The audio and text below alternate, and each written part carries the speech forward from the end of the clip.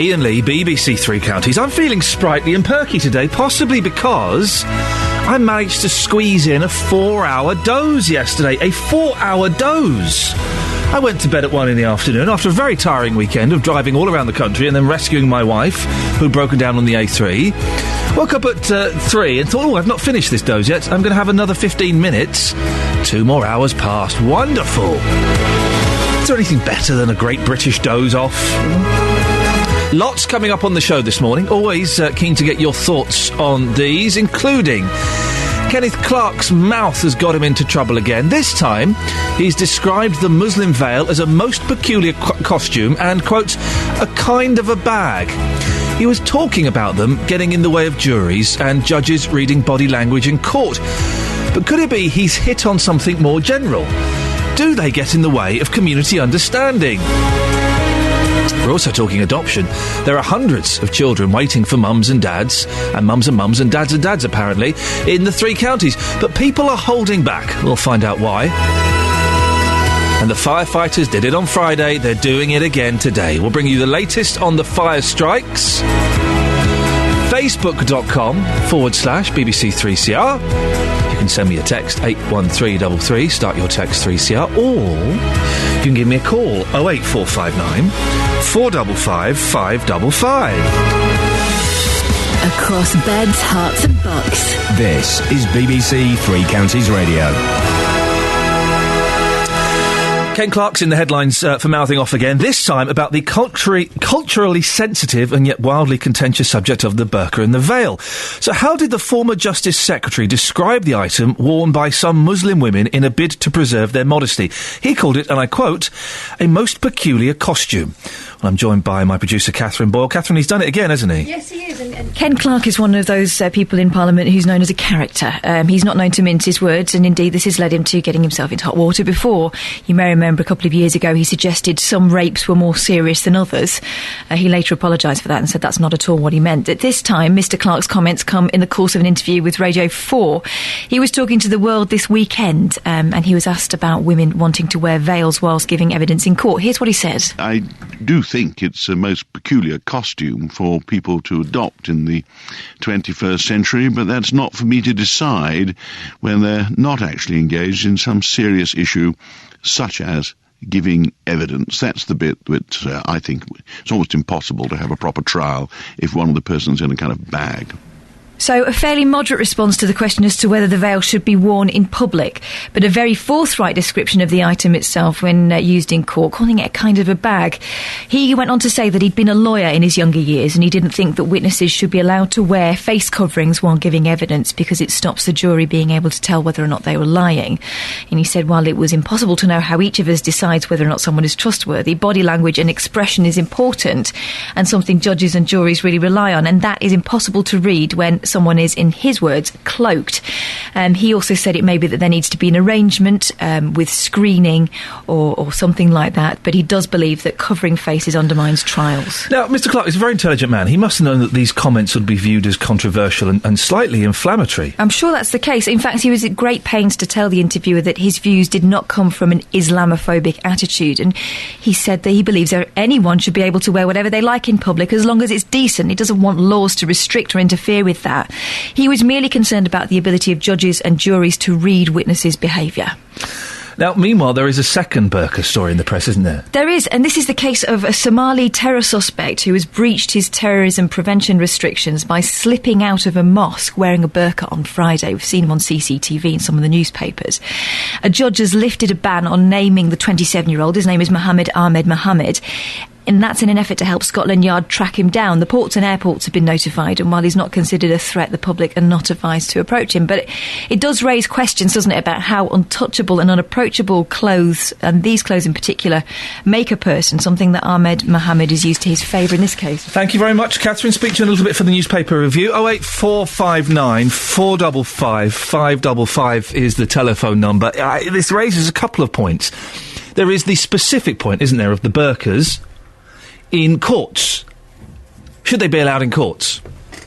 Ken Clark says, well, it's difficult to tell if someone's telling the truth or when someone's talking, giving evidence in court, Ken Clark and others believe that you need to be able to see all of their face to judge whether they're telling the truth, if they're exaggerating, things like that. So there's that aspect to it.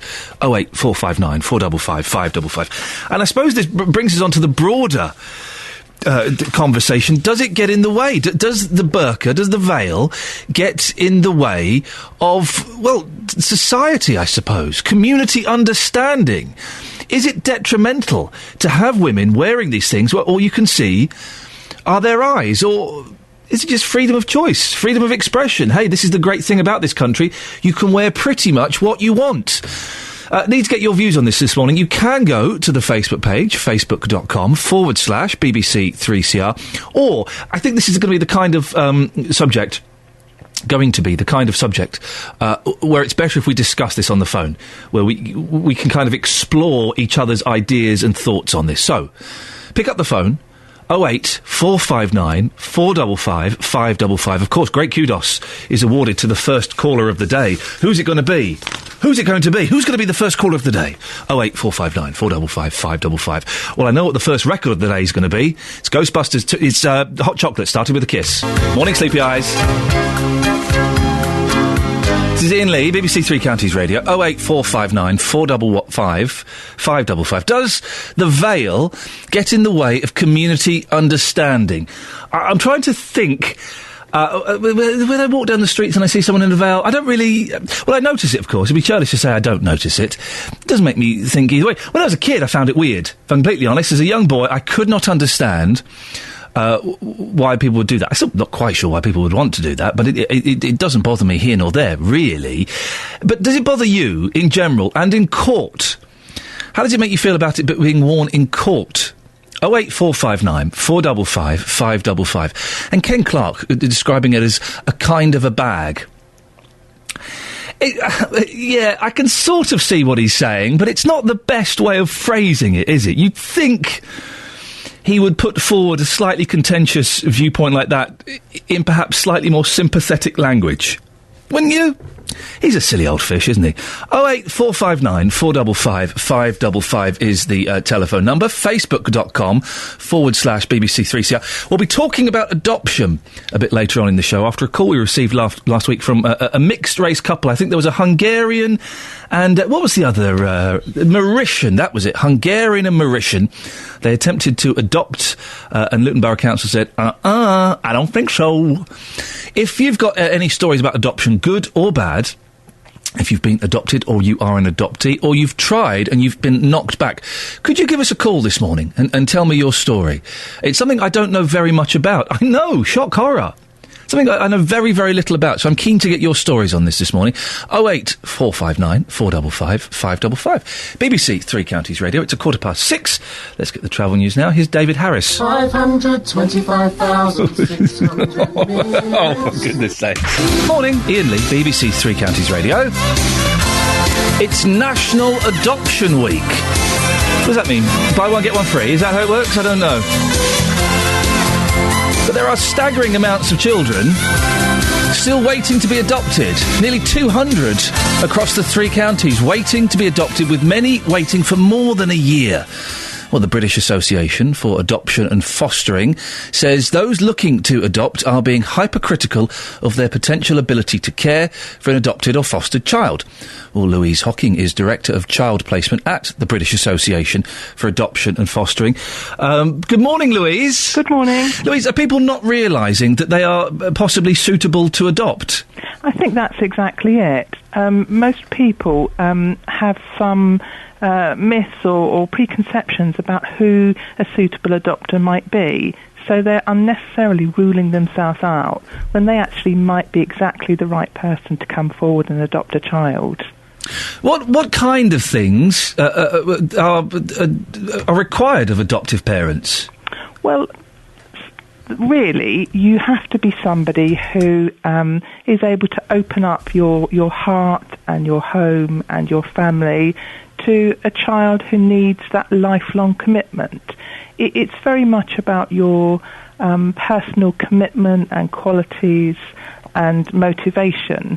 Lots of the things that people rule themselves out by are characteristics. For example, people might think that if you're over 40 that you can't adopt, and that simply isn't true. Or they might be worried if they live in rented accommodation or on a low income, if they have a particular health or disability, if they're single. Some of those are the myths that mean that single person, for example, might think, I don't know if I would be considered suitable. How do you adopt? Do you go to the council? Do you go online? I have no idea what the procedure is. Well, there are a number of different ways. You need to go to an adoption agency, and an adoption agency could be your local authority. It could even be a neighbouring local authority, or it could be a voluntary adoption agency. So, for example, if you went on BAF's website, which is www.baf, which is baaf.org.uk, you could find information about local adoption agencies that would be happy to have that first call for you. What might prevent you from adopting, Louise? We're going to be speaking to a couple later on who were told they were knocked back by the council because they were from different ethnic backgrounds and they wouldn't be able to find a child that would mix their specific match. I mean, now the practice is that people of different ethnicities adopt a child of a different ethnicity to themselves. They would need to be assessed and considered how they would meet that need for a child. But really, the sort of things that might preclude somebody are very much if somebody, I suppose, wasn't able to really evidence that they understood that this was absolutely a lifelong commitment to a child. And they couldn't really evidence that they could meet the needs of that child for the rest of their life. I mean, there is training and preparation and support for people to help them work through those issues, because lots of people don't arrive already having worked all that through. And with nearly 200 kids across the 3 counties alone waiting to be adopted, some for over a year, I'm guessing that implies there is a real shortage of adoptive parents. There really is. I mean, nationally there are more than 4,000 children, and as you say, 200 across the 3 counties. Children should be placed within 6 months of the decision being made that they should be placed for adoption, but in actual fact only about 75% are placed within a year. And the remaining 25% wait more than a year. Wow. The children that tend to wait longest are older children, children in sibling groups, children who might have specific medical need or developmental delay, and a year is such a long time in a child's life. Louise, I appreciate your time this morning. Louise Hocking, Director of Child Placement at the British Association for Adopting and Fostering. What are your adoption stories? 08459 455 555. Or you can send me a text, 81333.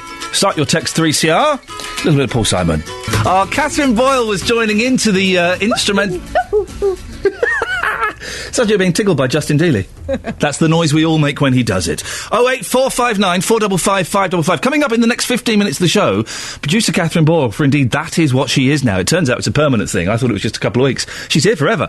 Will be coming into the studio with me to have a look at the newspapers. If you want to join in with what we are loosely calling the paper review, more accurately describing as just 2 people having a chat, then you can do. You don't need to have the newspapers in front of you. We can provide those. All you have to do is give me a call. 08459 455 555. BBC 3 Counties Radio News and Sport. I'll have more at 7. Barry. Good morning. Good morning to you, and it's a pleasure that you've joined us for breakfast. I don't know how long a feature it is, but I think you're adding colour and vitality, and let's be honest, an accent to the show. Thank you very much. Which is always important. I was thinking, though... Right. Barry Caffrey... may I suggest a stage name, just to kind of... stage name? Yeah. OK. How does this grab you? Now it's time for the news with Matt Barney. Matt Barney? It just feels a little bit more thrusting. I just feel I want to say it. What about Graham Jones? Oh, no. No. No? No. Kelly, what do you think? I love the name Matt Barney. Maybe if you got nearer the microphone so we could hear you. Sorry, if I do this. I love the name Matt Barney. Matt, can we try? I tell you what, can we try it for the 7 o'clock news? You can try it, yeah. I don't know whether I'll be able to give you a word-perfect bulletin. You might put me off. Oh, dear, I don't want to put you off your stroke. I quite like more of an American flavour. Go on. Like a Bud Frankenmeyer. A Bud Frankenmeyer. Or Clint. I'm not saying that. Clint Jones. I'm not saying Clint on the air. We'll see what we come up with, Matt. And you see, I'm sneaking in already, and we'll see what happens. Thank you very much. Okay, John, no problem. Across beds, Touche. hearts and bucks. This Touche. is Iain Lee. BBC Three Counties Radio. 08459 455 555. Take your calls and we'll do the newspapers after this. Morning, this is Iain Lee, BBC Three Counties Radio. It's that time of the morning when you can give us a call if you want. Although, I'm suspecting, Catherine, because I've been throwing out gold this morning, literally throwing out gold through the airwaves. Not one phone call. I can't believe that people aren't wanting to call in and contribute. Did you ban everybody? Maybe that's possible. I was drunk for the entire run of shows last week. I've literally no memory of what happened at all. He didn't mean it. Come back. Well, I meant it for some of them. Can we... I suspect, as has happened before... Chetan was on last night, wasn't he? Chetan Partak. Not being funny, he leaves the BBC Three Counties in a terrible state. There's food everywhere, there is drink everywhere, and quite often he knackers the phones, let's be honest. So, could you just give us a quick call, dear listener, just to test that the telephones are working, partly to help my ego, but also we need to warn Jonathan Vernon-Smith in advance if there's a problem. So just pick up the phone and dial us, 08459 455 555. In the meantime, Catherine and I will look at the newspapers. Catherine, what have you found? On the Sun, the front page, a very scary exclusive. Oh. Banana critters. Yay. Terrified... They were great, the banana critters, weren't they? One banana, two banana. I found them a bit freaky. Yeah. A terrified family fled their home after finding dozens of the world's deadliest spiders. No, they're not. They're not, are they? Are they? Pest experts identified the creepy crawlies as lethal Brazilian wandering spiders. Oh, they are quite lethal. They are. Well, have you seen the pictures of them crawling across this woman's carpet? There was like a sort of cobweb and then loads of babies scuttled out. Yeah, it was sort of a crusty old egg sac on the spider, on the banana, and then they all started to emerge like one of those horrible... Anyway, so they're all over the shop. What's happening? Horrified. What's gone wrong with this country? It's broken Britain. Why are we getting so many spiders? Look at them running, scuttling across the carpet. Aren't they spraying all the fruit with, like, pesticides and stuff anyway? I preferred it when our vegetables and our fruit were full of chemicals that meant that nothing could live on them and they would poison us. That's what I used to like. There's a very sad story about two young girls that were mown down by a friend in a car. It's a murder, the case that's going on, so we don't want to talk about that. The thing that strikes me about this, though, is that the girls are 14 and 16. They were walking, you mentioned this, they were walking home at 4 o'clock in the morning. What on earth is a 14 and indeed a 16-year-old doing, walking home at 4 o'clock in the morning? They should be in by, what? The 16-year-old 11, the 14-year-old by 10. They should be in bed by 10. About 6 months ago, I was driving into work, so we're talking 4 in the morning. Yeah. And I saw 2 kids on bikes. Oh, really? And although I thought, that's unusual, why are 2 kids out on bikes? I didn't stop, and I always regret not having stopped to ask them what was going on. Well, you know what they would have said. I know what they would have said. Jog on, love. But they might have been in trouble. Well, they might have been causing trouble. Well, exactly. Out at that time. But, you know, as an adult, yeah, we're kind of everyone's parents, aren't we? We kind of are, but I don't like that responsibility. I don't like the responsibility of all of that. Although saying that, I met a woman the other week. It was completely bonkers, and in a social situation in which she was obviously a little bit stressed, and everyone was kind of being quite annoyed with her. And I was the only one that took her to one side and said, "You're right, love. Where are you? What's going on?" And kind of guided her into the right direction. What, was she lost or something? Yeah, let's just say she was lost. She was lost in many ways. Oh, I see. think.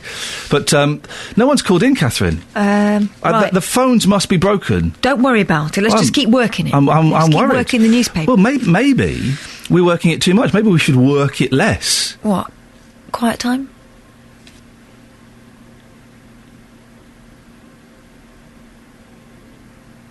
No, let's work it a bit more. Scrabble. It was the British Scrabble Championships at the weekend. I met Alan Simmons, who is one of the Scrabble gentlemen. It's that gentleman there. I met him yesterday. He's the guy that came second. And I asked what I thought was an intelligent question. I thought it was an intelligent question because I'd heard 5 Live ask it that morning. I thought, I'm in a room with a Scrabble champion, haven't got a lot to say to him, he's quite boring. What can I say to make conversation? So I said to him, what would you say, Catherine, what would you say to a Scrabble? I have no idea. I find Scrabble people quite annoying. You would have done. I said to him, so, what's the longest word you've ever done? Well, it's not really about the long words, it's about the short words. I know it's about the short words, but I've got nothing else to say to you. Just tell me. The guy on the radio did a 13-letter word once. Come on. Well, it's more about the short words. Yeah, it's all about the points in the short words. Anyway, the big match won by the playing of a Ukrainian lute, Bandura, 86 points. They're always men, aren't they? Yeah, and they are men of a certain type. I never got Scrabble. I don't like word games. Yahtzee. That was you could get word Yahtzee. I don't know. I just remember the noise of the dice clacking together. Hey, I remember a game that we used to play and used to pretend we enjoyed. Boggle. Remember Boggle? That was another clacky one, wasn't it? Flippin' Tell you what was good that my friend had that I always wanted and never had, and I might buy myself now I have the means. Pass the pigs. What was that? You get 2 little plastic pigs. Is that to do with the you have to try and sneak past some police officers, what? No, 2 pigs in a bag, you shake them up, you throw them, and you get points according to the position in which they land. Oh, flipping it. Should we get it? No, we shan't. Life was obviously... We get to bring a game in at Christmas, don't we? I'm bringing that. Poppy Shock. Yes. Page 15 of The Sun, if you want to read along a Sun. We need a bouncing ball.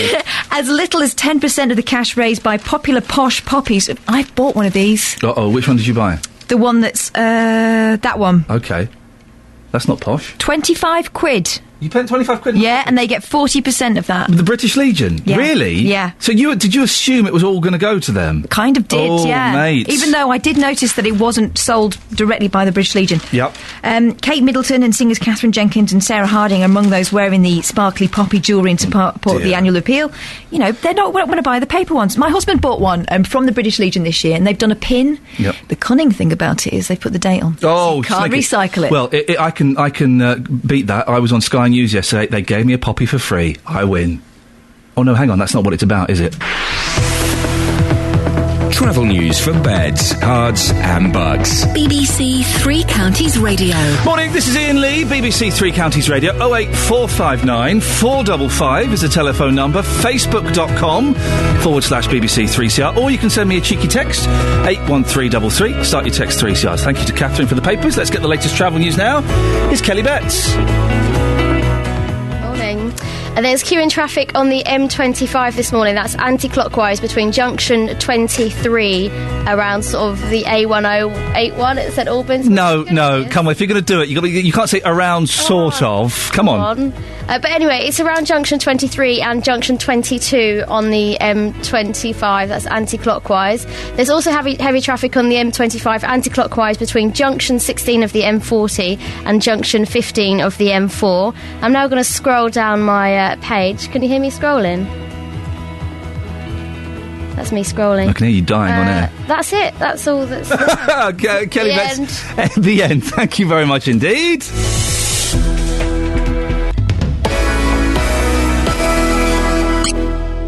Oh dear, what a nasty little squeak that was. And no, I'm not talking, of course, about our weather presenter. I'm talking about that noise you may have heard. Oh dear, oh me. 08459 455 555 is the telephone number if you want to give us a call. Are the phones working this morning? We'll find out after this. Well, we've been having terrible trouble with the phones, we think, this morning, but we seem to have managed to squeeze one through. Lolu's in Hemel. Good morning, Lolu. Hi, Ian. How are you this morning? I'm good. How are you? Yeah, I'm good. I was worried because we weren't getting many phone calls. I think Chetan Partak must have unplugged the phone trying to sabotage this show yet again. Naughty Chetan. We've managed to, with a bit of sellotape, get things working. You've got through okay, have you? Yeah, absolutely. Excellent. Now listen, now you're on. Yeah. Is there anything that you feel you could contribute to the show this morning? Well, I was just testing the phones, to be honest. Oh. I don't think I was planning to contribute anything. Maybe a song, a joke, some mime? No, I'm not that talented. Can you sing? No. Could you do Shakespeare? Do you know Shakespeare? Not very well. Impressions. I tell you what. Are you aware of our presenter Justin Dealey? Yes, I listen to him all the time.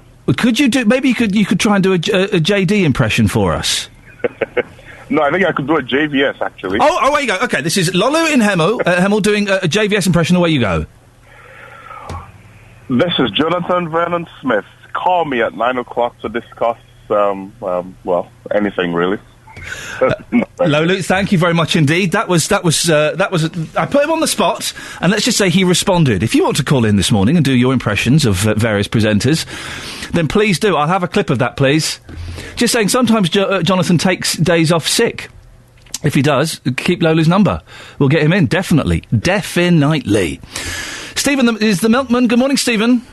Good morning, how are you? Yeah, I'm excited, Stephen, I'm excited. I don't know why. I just feel that... do you ever get that feeling that something's going to happen or change or shift today?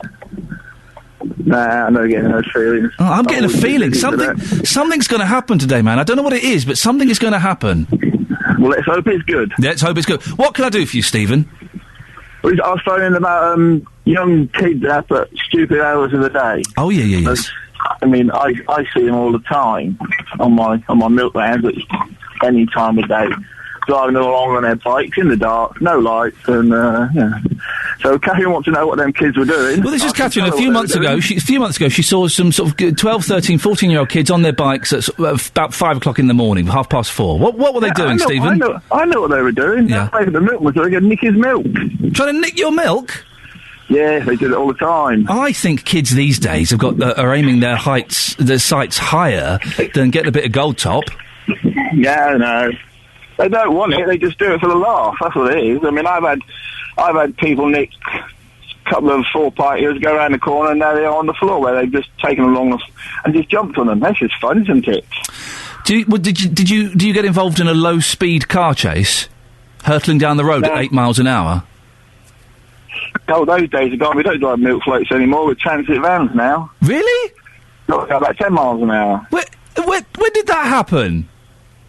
Years ago. Oh, flipping it, I'm well off. We've got about 16 rounds in our yard at Bedford, and we've got one electric vehicle down there. Shame on you, Stephen. Stephen, always a pleasure to talk to you. Thank you very much indeed. 08459 455 555. I'm serious, by the way.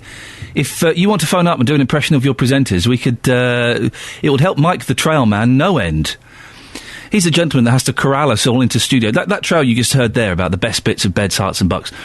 All the effort and negotiation with my agent and with other people's agents and with the bosses, and then Jonathan cancels, and then Nick throws a hissy fit, and Roberto turns up late. All of these things. So if you want to do an impression of various presenters here at BBC Three Counties Radio, today's the day to do it. 08459 455 555. Now, here's a cracking song that doesn't get played very often. This is Jonathan Vernon Smith. Call me at 9 o'clock to discuss, anything really. Are you serious? Yeah. 525,600 units.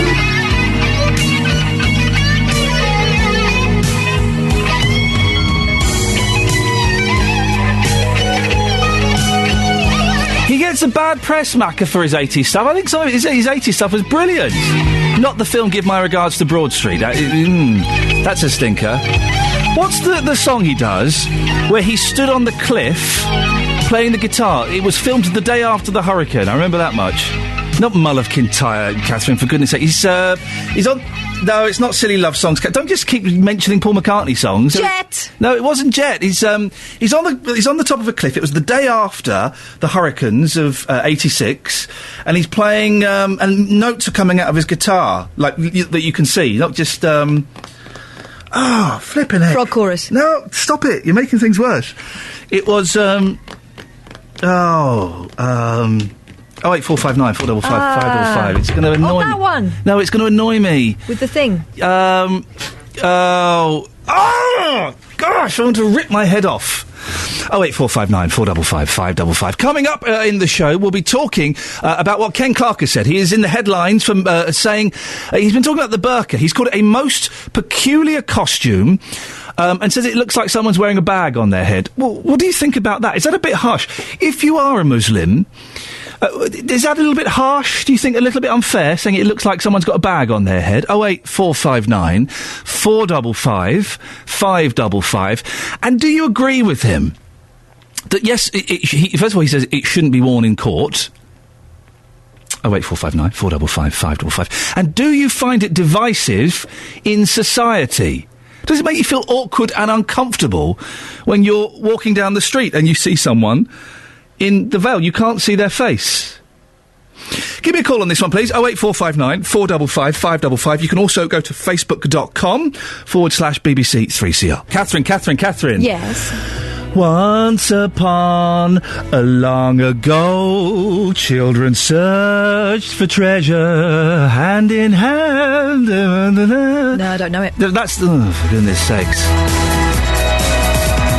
We got there. I got there. Burkas, should we ban them? Bit harsh, isn't it?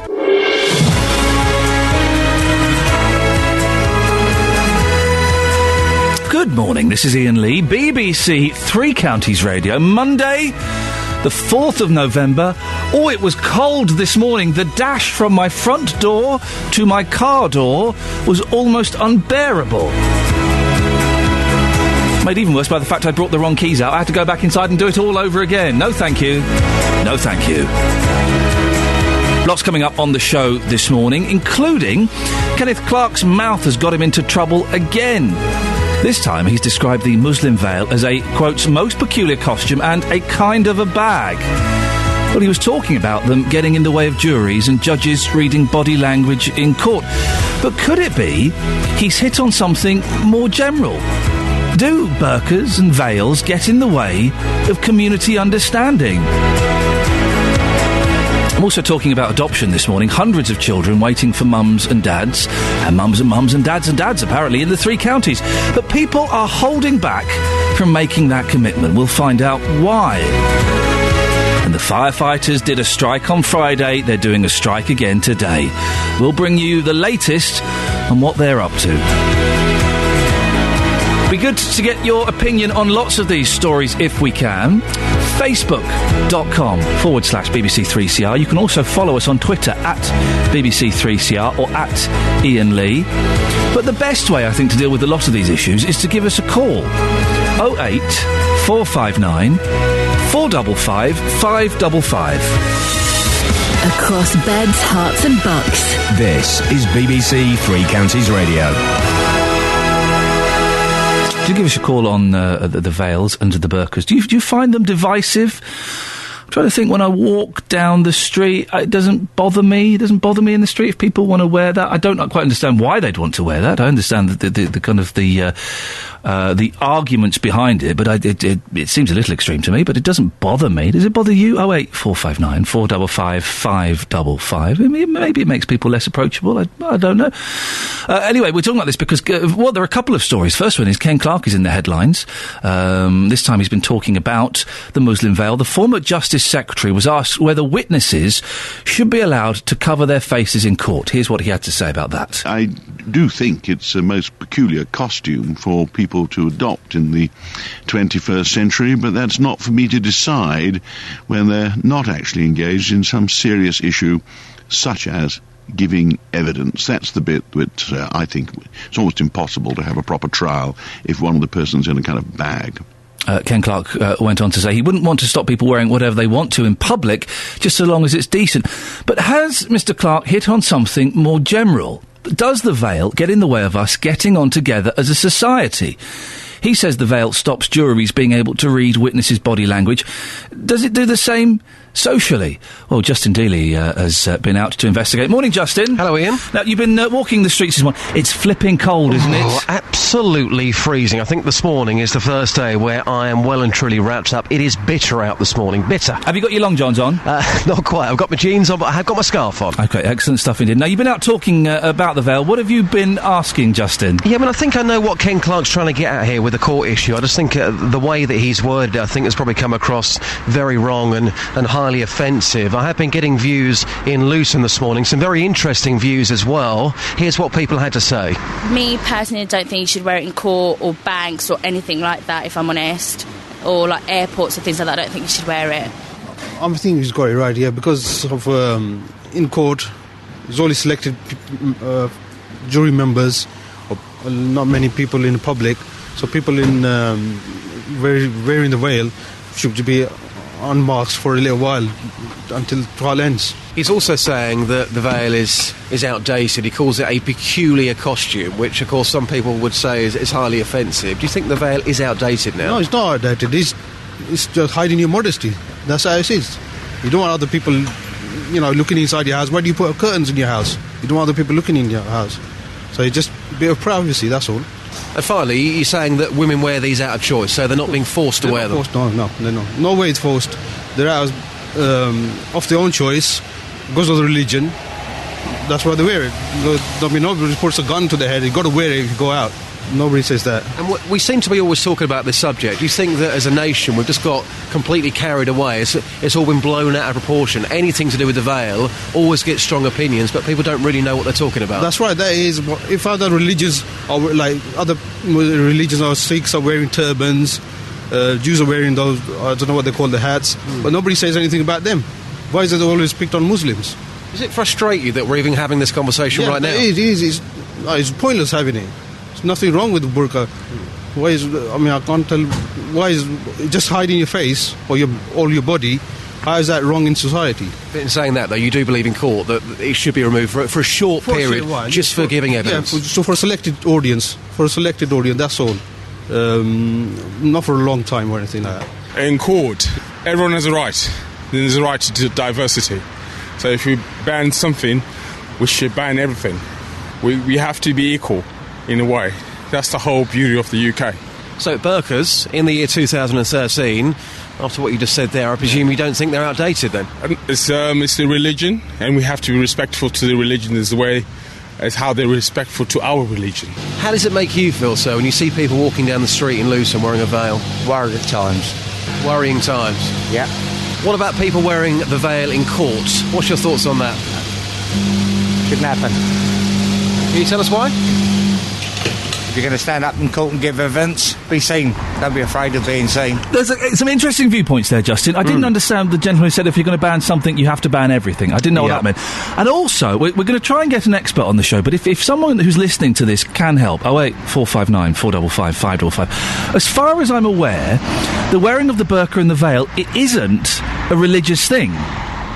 I've got to be honest, I don't know enough about it to talk about it in detail, which I think is why we do need to get an expert. But the comment earlier about, comparing it to your home and protecting your modesty, would you want somebody looking around your home? I can't see the comparison there between your living room to how you would look walking down the street. I don't get that one personally. No, I don't understand that. There are lots of things I don't understand about this. As far as I'm aware, it's not a religious thing, it's a cultural thing. And again, if I've got that wrong, all right, could someone give us a call?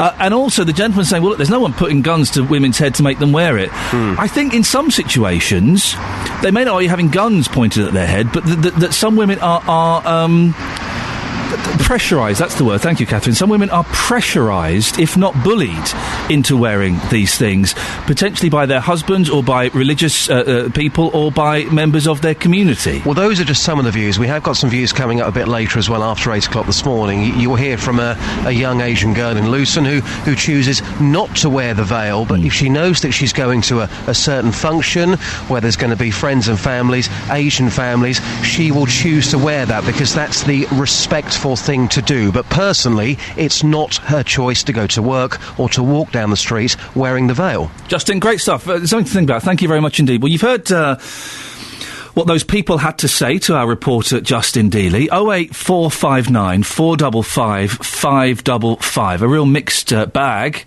of responses there. It confuses me. A few things I need to clear up, first of all. I don't think it is a religious requirement to wear it. Is it? There'll be people listening to this who know more about it than I do. So 08459 455 555. This is one of those areas, those topics where I'm perhaps a little bit more ignorant than maybe I should be. So I need your help on this. 08459 455 555. And we do hear stories. I've heard these on the radio, I'm trying to think. Yeah. We do hear stories of women who wear the veil and the burqa because they are pressured into do it. I'm not saying that all of them are. I'm sure that there are a huge percentage who do it because they want to. But I really need your help on this one. You can tell I'm struggling a little bit. If you are a Muslim, if you have worn the burqa and the veil, could you give me a call and tell me why? Why did you wear it? Why did you want to wear it? It's not set out, as far as I'm aware, in the Quran that you should be wearing it. 08459 455 555. And how do you feel when you walk down the street and you see someone with the veil? You can only see the eyes. Do you worry about it? Does it make you concerned? It doesn't bother me, really, because I've kind of grown up being used to it. So it's always been around, as far as I'm aware. I grew up in Slough, used to go to London a lot, used to see it a lot. 08459 455 555. Kathy's in Luton. Good morning, Kathy. Good morning. Kathy, what would you like to say on this? I would like to say, what about the buses, those with the bus passes? How do you know who's using the bus pass? Because it's been understood that other people use the bus pass as well, because you cannot see who's behind it. What about the bus drivers? Don't they don't have a right to see who is using the bus pass? I would imagine the potential amount of money that bus companies are losing because of the people misusing their bus pass and putting on a burqa so they get a free bus. I'd imagine that cost is minimal. I understand the point you're making, but I imagine it doesn't worry the bus companies too much. Does it bother you, Kathy, when you walk down the street and all you can see are a pair of eyes? Sometimes it kind of feels rude because you don't get a response on anybody that's there, and they just look at you straight through, and you don't know, if you're accustomed to seeing somebody in their face, or they say hello, but you don't see anything. But really, if you're walking down the street, that's kind of what happens anyway. People don't look at each other, they don't talk to each other, they don't say hello to each other. So if you can't see their nose and their mouth and their ears, does it really make that much difference? It does. It's not nice. Well, Kathy, I appreciate your call this morning. Kathy, they're saying it's not nice. What do you think? 08459 455 555. It genuinely doesn't bother me in walking down the street in the slightest. In the slightest. Doesn't worry me at all. Courtrooms, airports, then we start to get into slightly grey territory. Really keen to get your thoughts on this, and if you've got inside information, as it were, then that will be gratefully appreciated. 08459 455 555. You can have your say on Facebook, as always. Facebook.com/BBC3CR, or you can send me a text, 81333. Start your text 3CR. And if someone could call in and confirm, as far as I'm aware, it's not a religious requirement. It's not dictated in the Quran that you have to wear a burqa or a veil. So where does it come from? I do apologise. I was expecting us to go into a trail then, and we didn't for some reason. So that's completely messed that up. Never mind. These things happen.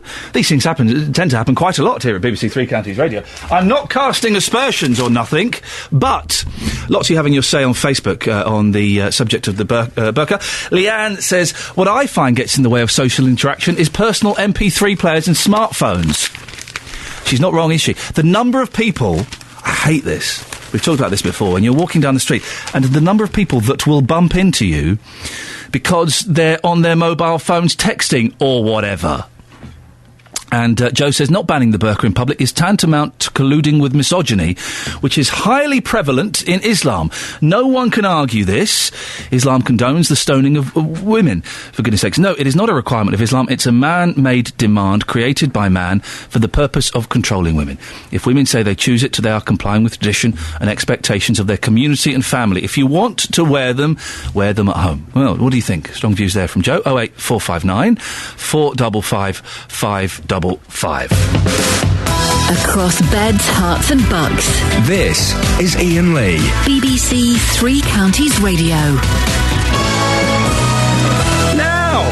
It's National Adoption Week, but nearly 200 children across the three counties are waiting to be adopted, with many waiting more than a year. Well, how easy is it to adopt a child? Well, Sid and Diana Bahadur wanted to adopt a child last year in Luton, but were told they might have to wait for up to 10 years, and they had to be realistic as they were at the bottom of the pile. Well, Sid and Diane join me in the studio now. So, good morning to both of you. Good morning, Iain. Have you tried to adopt before you came to Luton? Yes. What happened? Tell us how that worked.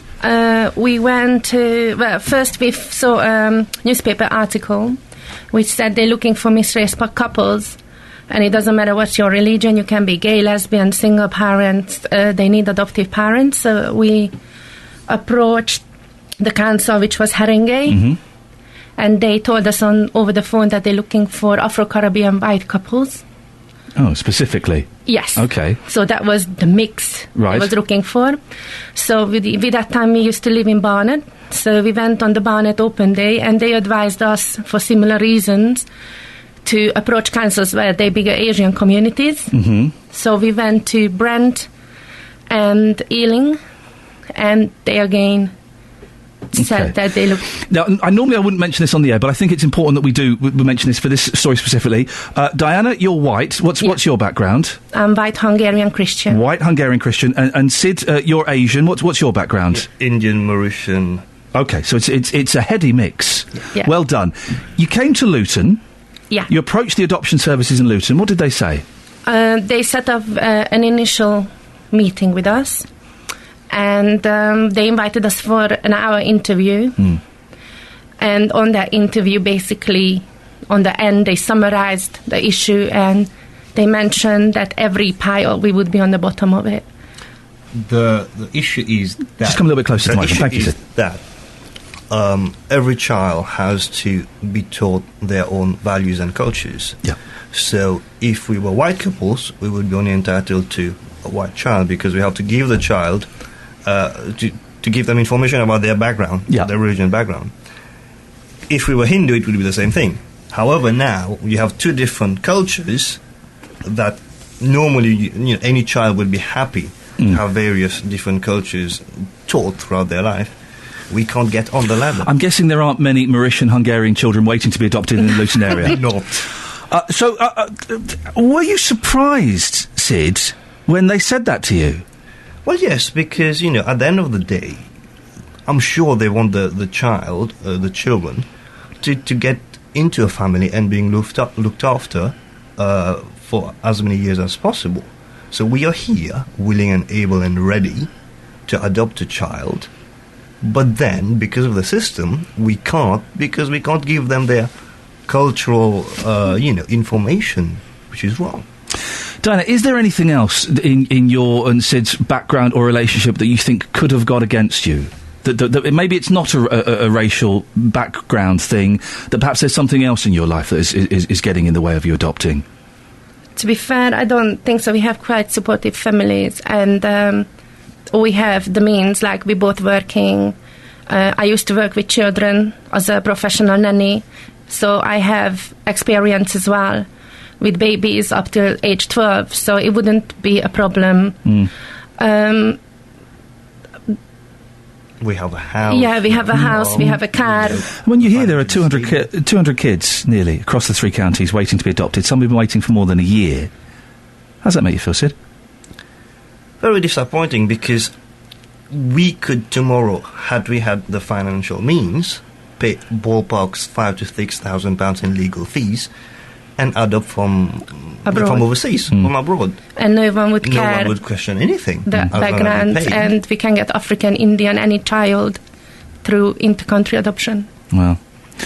Well, we're joined now by Hilary Griffiths, who is the Head of Specialist Family Support at Luton Borough Council. Now, Hilary, I know you don't want to talk specifically about this case, but it's frustrating, isn't it, when parents who seem set and ready to adopt and they're not allowed to? What could be preventing people from adopting? Well, there's first of all, I want to say that we very much welcome applicants from across the whole of the community to approach us as adopters in Luton.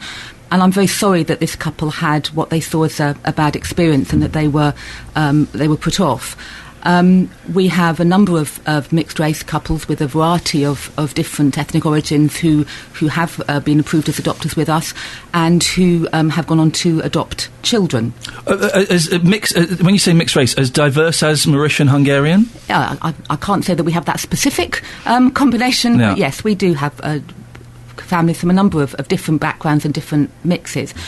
I think what we do explain to couples when they approach us is that if there is a choice of adopters for children, then it is likely that social workers will choose a couple that does match the child's ethnic origin and religion, and therefore for some children a family that doesn't match their ethnic origin is not going to be at the front of the queue, as it were. How many children in Luton are waiting to be adopted? There are 26 children currently. How many have been to be adopted? Waiting for over a year? I'm afraid I haven't got that specific number, but a number of them have been waiting. So there aren't enough adopters, are there? No, there aren't enough adopters. I think there are a number of reasons why people are not suitable to adopt, and when people come to talk to us, first of all, we often say to them, there's some things I think perhaps you need to think about, some personal circumstances you need to resolve, and you might want to come back to us when you've had a bit of a chance to think about that. But if they're told that they're at the bottom of the list simply because of their background, I don't think anybody would have been told that they were bottom of the list in the way that this couple have described. I think what may have happened is that, as I said, it was explained that that for some children there will be other couples who would be seen as preferable because it's a match of people's of if there are kids ethnic origin. If there are kids waiting over a year, then there aren't people available, are there? Surely the prime requisite should be that the kids are going to a family where they'll be loved and there is some sort of financial stability. That's all that's required, isn't it? Of course that's true, and we would never want a child to be waiting for a long period of time because we weren't able to find a family with a specific match, and that's not what we do. And increasingly across the country that's being recognised, and there's a change in government policy and thinking about this, so that religious and cultural match is less important than it was going back even just a year or two. But yet you still have children waiting over a year. We do, and we're very keen to recruit as many adopters as we can, and we turn very few people away. How does that make you feel? Sid and Diane, they turn very few people away. Diana, sorry. How do you feel, Diana? You talk. Sid? I don't think it's right. They shouldn't be turning anybody away. You should take the best of what you have, given that there's, so few prospective couples coming through the door and wanting to adopt. Okay. And also, I just wanted to add that we're not being told we're not suitable. Yeah. We're just being told that we're going to wait a very long time. So they advise us to come back and do the course and everything. But what's the point if, on the end, you don't see that you're going to get a kid? But doing the course might move things on a little bit if you did that. That's showing willing and the fact that you were prepared to commit to doing something like that, Sid, do you not think? It would, but to be completely honest, we got a bit of a grilling on our interview. Yeah. Where Diane left in tears, and I nearly walked out. Well, when you say grilling, I would, with the greatest respect, I would expect and hope for adoptive parents to be grilled slightly. Why was it so upsetting? Because that's the initial meeting. Right. So they're basically supposed to just see how we are, what we would like to do, and they're going to come and visit us many times so they can talk about other issues. And the problem was, which we didn't actually want to mention on live radio, it was two persons there. One of them was absolutely supportive, and they had this bad cop, good cop combination. Okay, right. And soon the lady walked in. She was negative all the time, and whatever we said, on the end she summarized it back what we never said. Okay. So after the third point she went into, we actually stand up and we said, listen, we never said this, that's what we said. And if you don't want to give the children an opportunity, we can leave. It's obviously very emotional, isn't it? I completely understand. Thank you for that. Hilary, if people want to find out more about adoption and want to look into it in Luton, how do they go about doing it? Well, there's a number of options. They can look on the Luton Borough Council website where there's a section about adoption, but also because this week is National Adoption Week, we have an information evening this Wednesday at Stopsey Baptist Church in Luton on St Thomas's Road in Luton from 6 o'clock till 8 o'clock, and anybody who's interested in finding out more about adoption is very welcome to come to that evening. I think people who adopt do find that sometimes the experience can be intrusive. There is a legal responsibility on us to ensure that couples are the right people to adopt and have taken on board everything that they need to know about adopting children from care. But I'm very sorry if that first experience was a difficult one.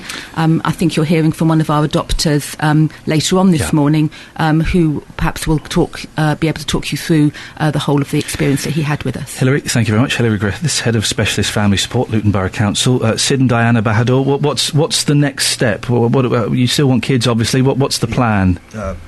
Possibly looking into fostering. Okay. Well, listen, I wish you the very, very best of luck. Thank you very much for coming on and sharing your experience with me this morning. It's BBC Three Counties Radio, 08459 455 555. Coming up to 7:30. BBC Three Counties Radio News and Sport. I'll have a full bulletin at 8. Chuck Thrust. You like that, Chuck Thrust? No, it sounds a bit stupid, Ian. Oh, dear. Yeah. I'll come up with something better for 8 o'clock, I promise. Yeah, you better. Oh, dear. Across beds, hearts and bucks. I like this is Iain Lee. BBC Three Counties Radio. I quite like Chuck Thrust. I'm genuinely surprised by Barry's reaction there. I thought he was going to go, bang, you've got it, sweet. Oh dear, it seemed to have upset him. We'll come up with something better. 08459 455 555. We're talking adoption, we're talking veils and burqas, we're talking all kinds of things. Let's have a look at these. Shirley has said on the subject of the veil and the burqa. It pops up every now and then, this story, doesn't it? The reason we're talking about it is because Ken Clark described it as someone wearing something like a bag. Shirley says they shouldn't be allowed to wear the veil while driving. I've seen it, and it's dangerous as their view is restricted. I'm going to make a sort of veil out of bits of A4 paper here, to see if that would restrict my view. No, I don't think it does. Not sure.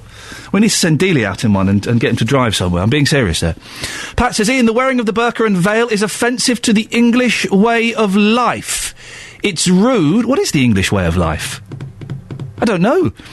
08459 455 555. It's rude and smacks in the face of a free-thinking society. The clothing goes with times gone by being medieval. We in this country have evolved. To me, it is a sign of oppression and gives fundamentalists the freedom to roam our streets as a disguise. Pat, thank you very much indeed. Zara's in High Wycombe. Good morning, Zara. Morning. Zara, now, can I ask, are you a Muslim? I am. And do you wear the burqa or the scarf or nothing? No, I wear the scarf. Okay, what, can you tell me about the burqa? It's not a religious requirement, is it? I'll tell you quite simply, Islam tells women to cover themselves loosely so that their body shape isn't visible, but it doesn't specifically say wear the burqa or wear a jacket, so it's up to different cultures, different countries, different people to decide how to do that. It tells you your arms should be covered up to your wrists and your legs up to your ankles, and so it gives you guidelines, but to how you cover yourself, that's up to you. So you could potentially, with that description, wear a pair of jeans and a long-sleeve blouse? Absolutely, as long as you are not showing off too much of your shape, you're not attracting too much attention in that respect, from men, that's absolutely fine. There's nothing wrong with doing that. When you wear the scarf, how much of you is covered? When I wear the scarf, just my hair and neck. Your face is visible. And actually, a lot of people don't realise that Islam actually says covering your face is antisocial. Oh. It doesn't say don't do it. It says if you're living in a country where it's causing you to stick out like a sore thumb, don't do it. And does anybody say anything to you, Zara, when you're wearing the scarf? Nothing at all. No, absolutely no problem. Zara, I appreciate your call this morning. Thank you very much indeed. Here's a text. Sadia Khan, I'm texting on the topic of the veil. I'm Muslim, and I don't wear the niqab, but adore it and intend to wear it in the future. I think the real issue with people that dislike it's not the veil itself, because as you said, it's been around for ages, but rather it's the rate that Islam is growing at. Also, I find it oppressing that women are being fined to cover, yet paid to be naked. if you are entitled to walk around in your bikinis, we are entitled to walk around covered. It's a free country after all. Well, Sadia, interesting point, but I would say based on a false premise, in that women don't walk around the streets of Luton or the streets of Milton Keynes in bikinis. Women don't sit in court in bikinis. They would be ordered to cover up. So there are levels of decency. So, sorry, it's a slightly flawed argument. I can understand why you're saying that, but it isn't completely a free country. Everyone says that Britain's a free country. It's not at all. Oh, boy, it's not. There are so many rules. So you can't walk around, let's say, at Bedford, for example, in a bikini. So should you be able to walk around in a veil? By your argument, Sadia, no. No. Yes, I'm happy to see top-shelf magazines, Barely Burqa and things like that, but I don't think that your argument quite stands up there. 08459 455 5. I was in a newsagents this morning. Oh, my... listen, I'm not a prude, but I walked in, and as you walk in at the angle, directly at eye level, was a full-on adult magazine. It was an adult magazine, not in a... No, it was not in a modesty bag or anything like that. And it was a picture of a naked woman covering downstairs and a very, very lewd and lurid phrase on the headline. I felt embarrassed, and that was just me, a 40-year-old man walking in there. Anyway, going off on a slight tangent. Dennis is naked. Good morning, Dennis. You're not supposed to I've not got my burqa on yet. OK, good for you. Dennis, what can I do for you this morning? The burqa to start with, when do the young ladies start wearing it? I think it's about 13, 14. I think it's when they start to hit puberty. So how does their prospective husband know what they look like? Well, because there will be meetings, and they will be one of the few people allowed to see behind the mask, so to speak. Yeah, that's fair enough. It just seems to me... Sorry, you don't... They've just said they've not got to show the shape of a woman. Yeah. Well, God, you might be marrying a sack of spanners. Well, the thing is, those gifts, I believe, if I've got this right, those gifts underneath that outfit are purely for the husband and God. So he's going to see everything. Yes. And know what's going on there. But, I mean, does it really bother you, Dennis? You're walking down the street, you see some women, a group of women walking past, you can only see their eyes. That doesn't bother me. Does it bother you? I walked past a lady where you couldn't even see her eyes. She had a mesh across the eye. Oh, I've seen the mesh. The mesh is good. That means it's right in front of their eyes, so they must be cross-eyed to see through it. Well, possibly. No, it doesn't bother me, but I wouldn't deal with them, put it that way.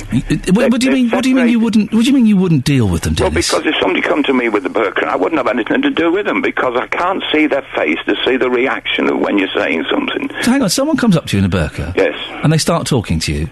Well, so, excuse me, sir, can you tell me how to get to the post office? I'd say no, I've no idea, You'd lie to them? Yeah, I wouldn't. No, I wouldn't even bother. You wouldn't talk... I come up to you, I'm a short woman wearing a burqa. Yes. All right, so it's a short woman in a burqa. Excuse me, sir, I'm a bit lost. Could you tell me the way to the Dunstable post office? What, you just walk on and ignore her? No, I'd perhaps say to her, you're being immodest. Talking to a gentleman who doesn't know you in the first place. Oh, so hang on, you'd have a go at a woman? No, I wouldn't have a go at her. I'd just tell her that. Well, that's a little bit confrontational. No, she just wants to go and get... trying to protect her modesty. She just wants to buy some first-class stamps. That's all right. Go in the shop where they sell them. Is that not a little bit... No, just a minute. Just let me get a word in edgeways, will you? You're taking the pee again, as usual. No, I'm not. I'm following your point through. Right, my point of view is, if they don't want us to see their face, don't bother to talk to them, because they're trying to protect their modesty, and to talk to a strange man would be immodest. Dennis, listen, I'm going to put that out there. Thank you very much. Dennis is saying, if they want to protect their modesty and want to cover their faces, don't bother talking to them. Now, I'm a little bit shocked by that. Anybody else? Is there anybody? OK, let's do it this way. I would imagine most of you are shocked by that. Is there anybody out there listening to this who agrees with Dennis? Let's try it that way, shall we? 08459 455 555. Dennis has pretty much written women off from society who wear the burqa. He's excluded them, excommunicated them from society. And if one of them spoke to him in the street, he wouldn't just ignore them. He would lecture them slightly on what they're doing. Seems a bit harsh to me. 08459 455 555. Carol has texted in. I think that when in this country, one should respect our rules and laws of the land the same when we visit other countries.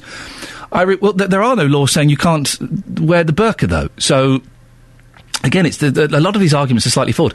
I respect people's beliefs, but religions cause too much conflict in the world. This is supposedly for modesty, but I admit I rudely stare in wonderment as who might be hiding behind this. I find it intimidating.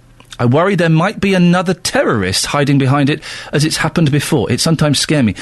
But, Carol, is that, and please don't think I'm being critical of that text at all, I'm just exploring it. You being intimidated and you feeling scared, that's your problem, isn't it? Isn't it? There is no rule and law in this country that says you can't wear a burqa. You can't cover your face. So if you're feeling scared and intimidated, that's your problem. You know, there might be... You say you're worried about terrorism, stuff like that. Well, there might be a lunatic white Christian running around with a shotgun or with a pistol in their bag.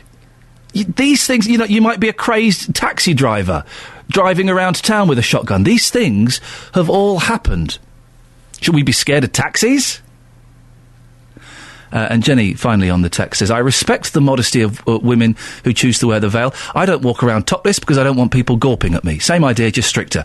But I appreciate the issue with giving evidence. Why not a compromise?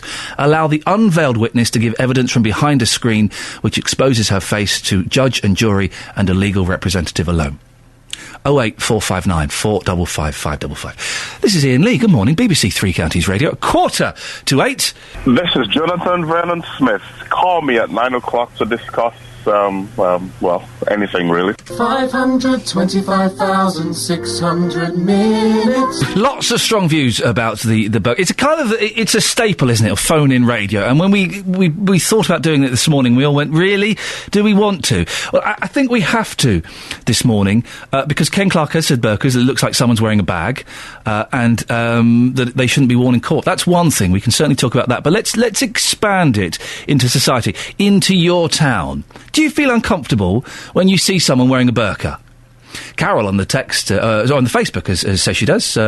She finds it intimidating and it sometimes scares her. She's worried a terrorist might be hiding behind it. Well, Carol, as I said, you know, there are stories of taxi drivers driving around shooting people. Should we be afraid of taxis? She then goes on to say that taxi drivers don't wear masks, but you missed the point ever so slightly with the greatest of respect. Steve's in Bletchley. Go on, Steve. Hello, morning. Good morning. What do you want to say about this? Well, they're wearing the burqa, they're isolating themselves from society. I mean, the government tell them and people say, and council say, you know, immigrants are supposed to integrate and everything else. But if they're wearing the burqa, they're actually isolating themselves from the rest of society. I mean, whether they understand that, whether they realise they're doing it when they're wearing it, or whether they're just putting it on, because I don't know if they're putting it on to say, look, I'm a Muslim, that's my religion, I live in England. You know what I mean? If they're isolating themselves from society, so what? Yeah, but they don't want to integrate. Well, we don't like it. We like people to integrate. If they're going to integrate... But I know there will be lots of old people listening to this show who don't integrate with society. There'll be lots of people who can't get out. Well, no, but there will be lots of people. I don't like particularly integrating with society. It's not...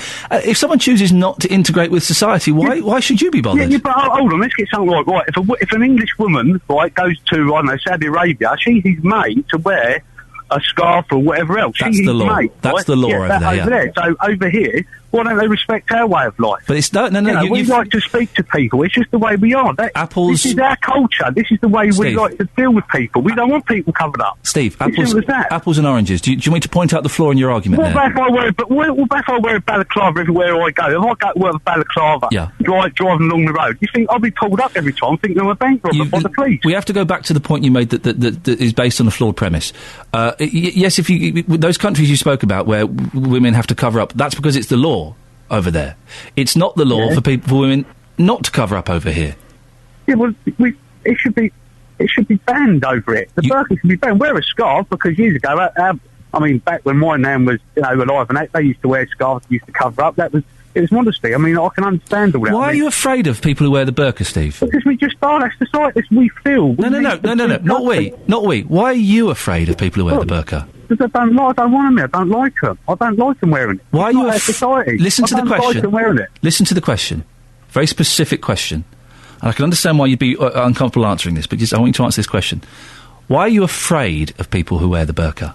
I don't know, but we just are. That's the way you feel. If people feel that way, I don't choose to feel that way. Okay. I'm sure thousands of people don't. But that's the way we feel. No. I don't wake up in the morning and go, yeah, I don't like everybody that's wearing orange today. You know what I mean? It's the fact of the matter. Let's work at it. And also, I've got to pick you up again. They don't want to integrate. They don't want to integrate. No, Steve, let's focus on one thing. And again, you have to just curb yourself if it's like you're saying we. I'm not afraid of the burqa. So, exactly. Why do you think you might be afraid of the burqa? Because we don't probably like indifference, do we? We like the same thing every day. We like to have the same routines, and it throws like the routine out. You like to deal with people. You like to see the faces, the people smiling, the way they react, and that's what we've got used to. Before people. Why can't we get used to something a little bit different? Well, that's the way we're tribal, aren't we? We don't like indifference. That's just the way don't. we are. It's not whether we're prejudiced. We just like our way of life. We feel more comfortable seeing people's faces, saying hello in the morning, going to the shop, morning, how are you? When if someone puts a burqa in front of you, it's just like putting a brick wall there, and it gets people's goats. That is a fact of the matter. We don't choose to think like that. That's the way we've been brought up to think. Steve, stay there. Carol's in Milton Keynes. Morning, Carol. Good morning, Lee. What do you think about what Steve's had to say? I take a deep breath and calm down. Go on, give us your point. I really feel if he gave people a chance, I take my dog for a walk or whatever. I'll say good morning to anyone. And the majority of the time, they will say good morning back, whether they've got the full scarf on or even with a burqa. I will say good morning. Give them a chance. We have a terrible lot of yobs going around with hoodies that frighten old ladies. But there's quite a lot of youngsters go under the underpass down the road from me. They'll sit around talking, smoking, youngsters. You know, I'll go past with a dog and I'll say hello, and they've always been all right with me. People are people. There were some wonderful people, not with the burqa, but with the full scarf, when my husband was in and out of hospital earlier this year. And they were so kind and caring. Carol, Steve says he's scared of people in the burqa.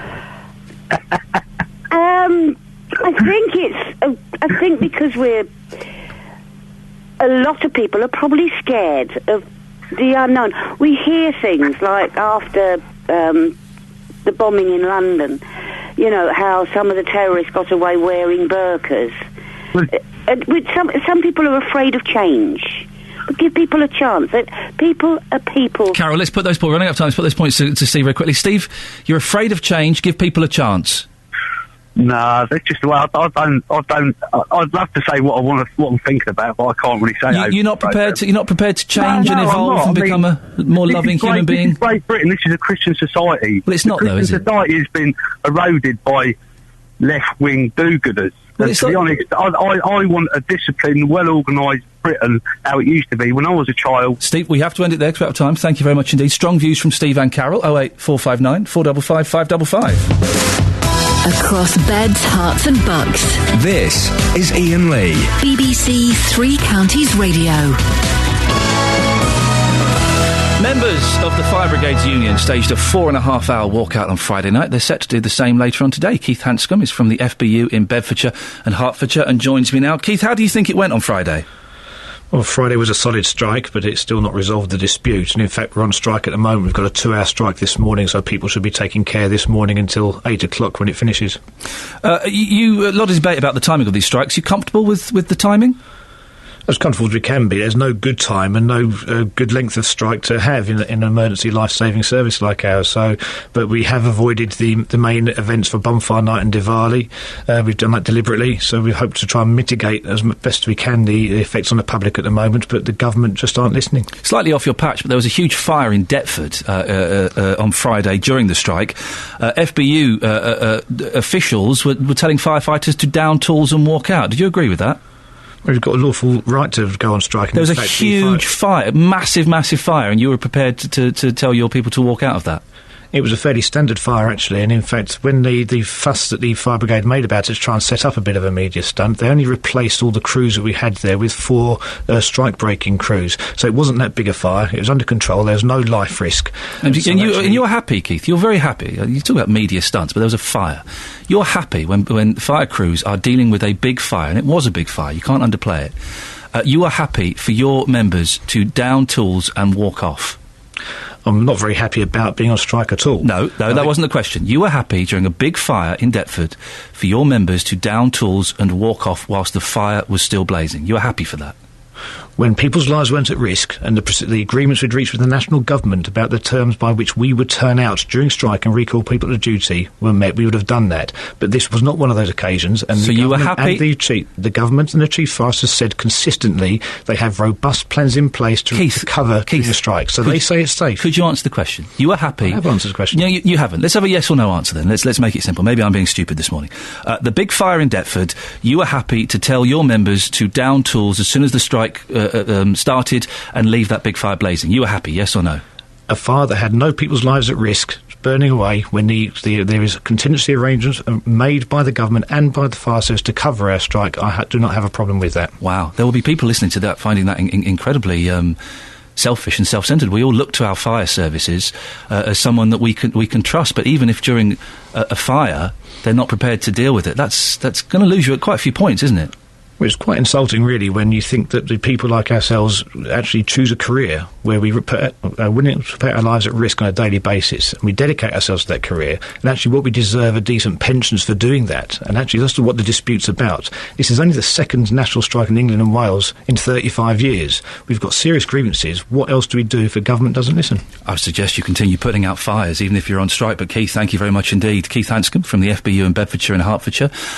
My point of view on this whole fire strike thing is starting to shift, particularly after Friday's activities. What's your view? 459 455 555. Thank you, Barry. Good morning, this is Iain Lee, BBC Three Counties Radio.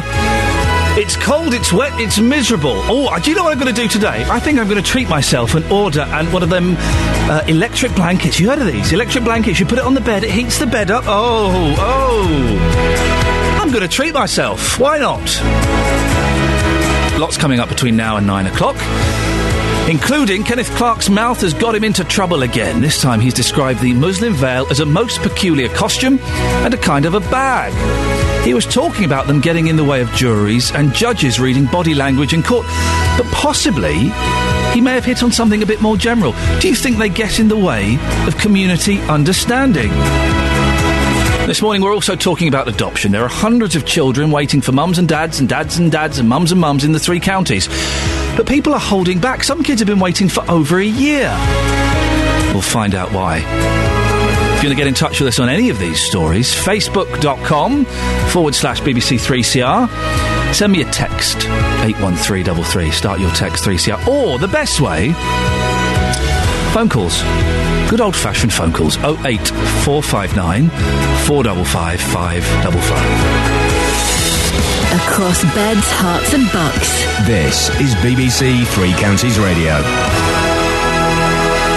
So we're talking about burqas. I know, it's a staple of radio phonics. I think it's probably, let me think. I think it's the first time in 10 years of me doing radio phone-ins that I've ever actually done it. I've always neatly sidestepped and avoided it. But I just thought today we sort of had to do it on this show, really. And it's expanded from Ken Clark saying, we shouldn't have them in court, to more of how it affects people in society. We've had certain callers and Facebookers saying it scares them. It scares them? Someone's scared of what people choose to wear? It doesn't scare me. I think it's odd, if I'm honest. I think it's an odd thing to do. But if they want to do it, it doesn't bother me. Get on with it. I think skinny jeans are odd. Doesn't bother me. Get on with it. I think people with purple Dr. Martens boots, I think it's odd, but, it's people's choice, isn't it? Craig's in Watford. Morning, Craig. Hi, how are you? All right? I'm good, thank you, Craig. What would you like to say? I was listening to you talk about the burqas and how it scares some people. Yes. For myself, there certainly was a bit of fear around that initially. What happened? I mean, I looked into it. because I used to get really, really angry with people in burqas, and I wondered what it was all about. You used to get you used to get angry with them? I did, Okay. yeah. Not on a personal level, but just in my head, yeah? Right, okay. So, I mean, what happened, I really, really looked into it, and for me, there was kind of a base fear, and it all stemmed from, like, the terrorist bombings and all that. Right. And what I was doing was kind of tarring everybody with the same brush. So, do you still get angry about burqas? No, I mean, I've done a bit of work around this, and the funny thing for me was I actually went down to a local mosque, and I spoke to a guy down there, and I apologised for my kind of lack of awareness around other people's faiths and cultures. Wow. And to me, that really, really helped me, you know? There's so many things in here. You say you did some work around it, Craig. What work did you do?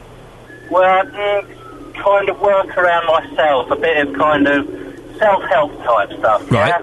Yeah. So you looked at your attitudes and where they come from. I did, yeah. And you sort of almost, I don't want to say corrected your behaviour, because that makes it sound like you were wrong in the first place, but you managed to change your thinking. I managed to change my thinking, yeah, and certainly that part of going up and speaking to somebody sounds really, really beneficial, yeah?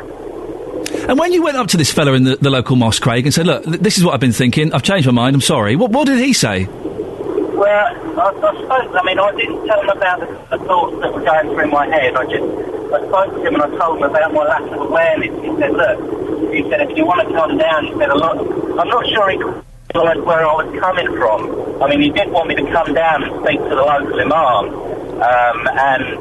He said, if you want to change your religion, I said, that it's not why I'm coming. Maybe going a step too far. Craig, I'm going to let you go just because the line isn't very good, but it's an interesting story you had to tell. Thank you very much indeed. Did a bit of work around his thinking to try and work out why he was thinking it and changed it. Thank you. Oh, cracking call. 08459 455 555 is the telephone number. Well, Justin Dealey has been out on the streets talking to people about this, about wearing burqas and veils on the back of the comments by Ken Clark. Justin, who have you been talking to and what have people been saying? Hello, Ian. Some more interesting comments coming up here. I've been asking people whether the veil should be removed in court, a bit like Ken Clark is saying, and also whether the veil is outdated in the year 2013. Here's what people had to say. I think it's up to the person if they want to wear it or not. I don't think it's outdated or anything like that. I choose not to wear it, although I do still wear it sometimes when I go out and about. I think it's just a person's decision. Can I ask you why you choose not to wear it? That's a very good question. Like I said, I do wear it sometimes, like when I'm with my family and that, but you know, other times I don't really wear it. It's just a sign of respect, really. So if I go to like Berry Park because I know it's full of Asians, then I will wear a veil. I think it's part of the Muslim faith and the religion. It's a matter for each female to decide whether they want to wear it or not. Do you wear one? No, I don't. Can I ask you why you don't? I don't think it's necessary for me to wear it, but if others choose to, I don't see whether anybody else should have a problem with it. No, I don't think he has, because I believe that the Muslim lady wants to wear the veil, she has a right, because it's her choice. And personally, if they want to see her face, I think because the religion says Islamically, if she's allowed to show her face to another woman, then they should hire like a female person. You know, it's all about, you know, this country talks all about equality and diversity, so I think they should, consider that as well. What do you think, though? I mean, some people would say that the Muslim veil is totally outdated now. Seeing people walking down the street and you can't see their face in the year 2013, what would you say to those people? No, I disagree. I think, Islam comes from, 1,000 years. It's really old religion, so I don't believe that, if they can't change, so it shouldn't change now. Yes, they can. Well, if they want, but it's no problem. You say if they want, though, but should the burqa be removed? What do you think, honestly? Well, it's up to the person who is wearing. If he's happy to show his face...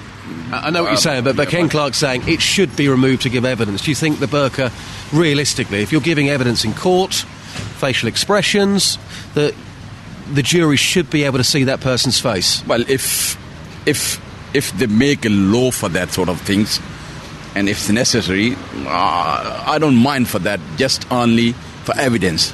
But on the street, or wearing people home, or going here and there, and that's his dress, and if somebody said you can't wear that, is that not nice? In court, I would say so, yes, definitely.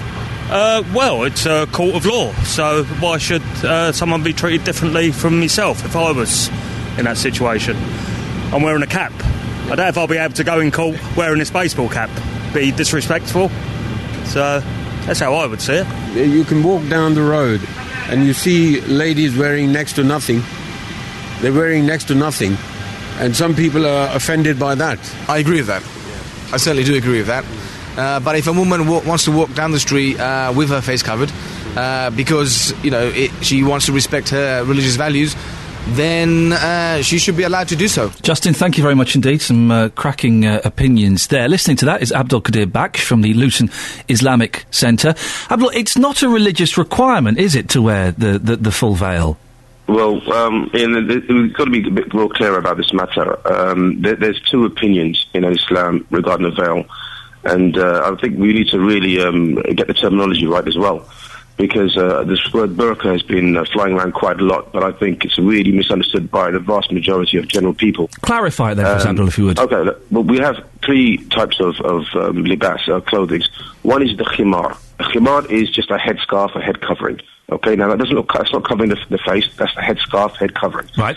Then you have a jilbab. This is an outer garment, and again, that's from the shoulder down, and that's not covering the faces or the head. It's just from the shoulder down to the ankles, right? Yeah. Then you have the burqa. Now, the burqa is a complete covering from the head right down to the toes, but again, it does not stipulate that it covers the face. So when people talk about burqa, it's just the khimar and the jilbab all in one. So what's the thing that covers the face then? It's called a niqab. Niqab. Okay. With an N, niqab. Now this or you can in English we just call it a face veil, all right? Yeah. Now, is there actually evidence for this in our religion? Is this something based on our religion? Then again, there's two opinions. Actually, to be quite honest, the opinion is only one, that it is definitely from the religion. But is it an obligation to wear this? This is where the difference lies.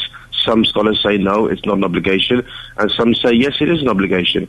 And when they trace back the evidences going back to the prophetic sayings and the actions of his wives and the companions and the female companions that lived at his time, they found evidences like, for example, at one point during the Hajj pilgrimage, the Prophet Muhammad, peace be upon him, told his wives not to cover their faces. Matter of fact, he told all the women not to cover their faces.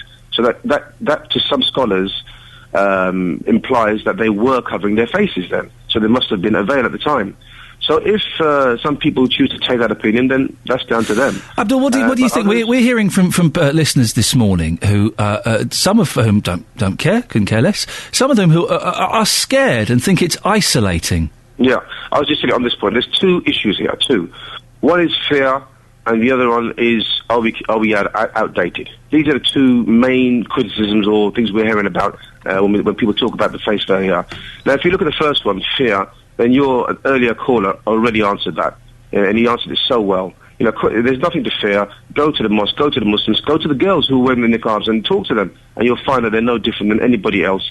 They're no different than a girl who does quite the opposite and reveals most of her body. You'll see in the sense in their speech. I mean, they're no different in their speech, in the way they come across to the women, their females, and so on and so forth. The other issue is the issue of being outdated. Now, this is very strange. I think this has some racist connotations to it, or prejudice added to it. The reason why I hold that opinion is because year by year we're living in a more global society, and we're learning about other cultures and other lives all over the world. England has got every culture and race and religion here, and just as much as other places have in the world. Yet we refuse to want to learn about the niqab if that is part of a culture in another part of the world. So that, like for example, Ken Clark in court saying that it's it should be removed. And that's his opinion. He has every right to hold that opinion. And, and we have every right to disagree as well. Final 30 seconds, Abdul. Sorry, just to cut in. On the subject of wearing the niqab in a court of law, it's true, isn't it, that a judge needs to see someone's face when they are giving evidence to tell if people are telling the truth or not? Yeah, no, I don't believe so. Because if you look at other parts of the world, because if you look at other parts of the world, like Saudi Arabia, Qatar, and Emirates, women give testification with their niqabs on. Right. So why don't we? Doesn't mean, but it doesn't mean it's. How about the judges and juries going over there, or getting some awareness, some learning about facial expressions, etc. No, but Abdul, our system, the system of justice in this country, has been based on that you do, and it is important. I'm surprised that's your reaction. It is important to see, surely, the whole face.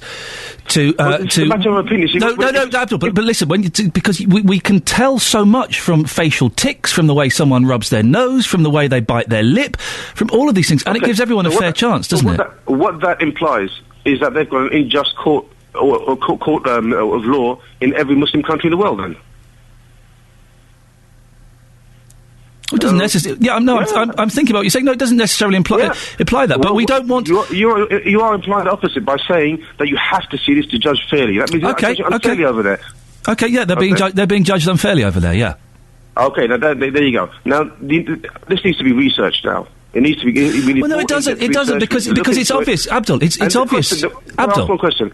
One question. Have our judges and juries, people who are involved in law, have they been over there to Why should our judges and juries go to Saudi Arabia, Abdul? Because we're living in a global society. Why should I'll ask Abdul. You're being silly. You're not going to send out. You're not going to send. That's fair enough. No, you are being silly. You're not going to send Abdul. Abdul, listen. We learn about Islam and Catholicism and Christianity, Chinese religion, Hinduism in school. Abdul, yes, good. In school. But you're not going to send juries over to Saudi Arabia. That's ridiculous, isn't it? You don't have to send them over there. They can come over here. But why? The government needs to increase its own knowledge about the niqab, the face veil, and they need to understand that if they come across women who's chosen to wear this themselves, then they have to find ways in which they can train themselves to judge whether they're telling the truth or not. Why should they? Why should they? It's not just about facial expression. Abdul, we have to end it there. Abdul Qadir Baksh from the Luton Islamic Centre. Well, certainly a fiery argument there. I would say flawed on several levels, but maybe you agree with Abdul. 08459 455 555. Thanks for your patience, Alice. Let's get the travel. The big tour is coming. The big tour is coming.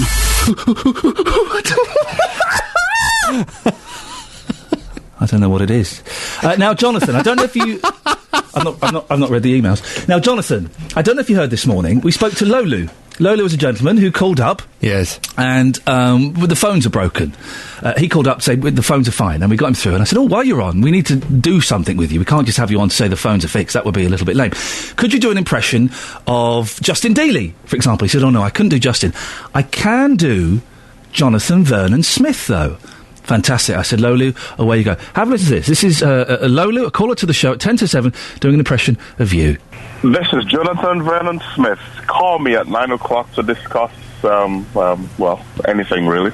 Well, Jonathan Vernon Smith is here. Jonathan, what do you make of that? It's rubbish. Was that anything like me? Sorry, it's a bit Is that supposed to be an impression of me, or just saying the kind of things I would say, but in his own voice? Well, I'll be honest, yes, it was very, very similar to his voice. We struggled to notice any differentiation. But he seemed adamant that he could do a good impression of you. I think you're being a bit harsh on him. Really? Well, I'm sorry. Sorry if I've shattered any illusions there. Have you done... You're doing some judging, aren't you, for a dancing competition? Yeah. Have you done it yet? No. Okay, you're kind of working up to it. You're becoming Mr. Nasty, are you? Oh. Is that what you're doing? Well, I was just being truthful. I mean, did you want me to say that he did a brilliant impression of me? Because everyone listening would know I was lying. Wow, you're cold. You're cold. I mean, it's rubbish. It's probably the worst impression I've ever heard. You've changed. Last 30 minutes of the show. JVS impressions, 08459 455 555. Now, it's nice to see you. You've got a busy show coming up. What's happening on your show this morning? Well, I'm very interested in this discussion you've been having about the veil and Ken Clark's comments. So coming up from 9 this morning, I'll be asking, would banning the veil be good for British society? Former Justice Secretary Ken Clark says women should not be allowed to wear the Muslim veil when giving evidence in court, as it's impossible to know if they're telling the truth. He described the veil as a most peculiar costume for people to adopt in the 21st century and compared the clothing to some kind of bag. Well, Mr. Clark's not the only politician to raise concerns about the veil. Home Office Minister Jeremy Brown, he's urged the government to ban veils in public places such as schools. And this morning, very interested in your conversation you had with Steve Bletchley, he seemed to be arguing that the veil puts a brick wall between the person wearing it and the rest of the world, and he argued that this was bad for our society. But I wonder whether it would be worse for our free, liberal society if we were to ban the veil. From 9 this morning, I want your views on this. Would banning the veil be good for British society? You can get your call in after 9 on 08459 455 555. And if you missed that, just to recap. This is Jonathan Vernon Smith. Call me at 9 o'clock to discuss, anything really. Across beds, hearts and bucks. This is Iain Lee. BBC Three Counties Radio. Now, nearly 200 children across the three counties are waiting to be adopted, with many waiting for more than a year. But according to the British Association for Adoption and Fostering, too many of us assume we wouldn't be suitable because we're not a traditional family unit. Think of, like, the Cunninghams from Happy Days. Well, Sean and his partner Lee adopted 2 children from Buckinghamshire County Council. Sean, why did you want to adopt? It just seemed like the natural thing for us to do. I mean, going back really, when I came out to my friends and family back in the early 90s, it seemed that we were giving up things like a legally recognised relationship. You're giving up a family life to be the person you are. And obviously times changed, laws changed, we were able to get civil partnership, and then we basically discussed it and found that, actually we've got a place in our life. We can actually offer a stable, loving home to some children. And so that's what we did. We approached Bucks County Council and started the adoption process. And before you went into the process, Sean, were you confident that you'd be successful? To be honest with you, no, but not because of my sexuality. Back in 2004, 2005, I had a period of depression, and to be honest with you, that was my primary concern. It was more about, will I be thought of as appropriate because of this period of depression, or would I be... My sexuality actually never really crossed my mind, because as a unit, me and Lee were perfectly sound and strong and loving, and we had that there. And so what my message to anybody out there who's thinking of approaching adopters is, just because you think you've got a negative, it may not actually be. The fact that I'd sought help, the fact that I'd turned things around and actually worked in my favour, it acted as a positive. But my sexuality never crossed my mind as being a negative. Have you come across any prejudice around this, Sean? Actually, no. Though I think from possibly what your discussion on births has shown, sometimes the smallest mouths are attached to the smallest minds are attached to the biggest mouths. But actually the opposite. The amount of support we've had has been fantastic. My 2 kids go to a brilliant primary school, and one particular day, their teacher took me to one side and said, "Look, we're doing Mother's Day cards this weekend. What would you like your kids to make? Would you like them to make it for another family member?" And it's that sort of thing. It's the unexpected things. It's not negative. We've not found prejudice. We've actually found massive amounts of support. How old are your kids?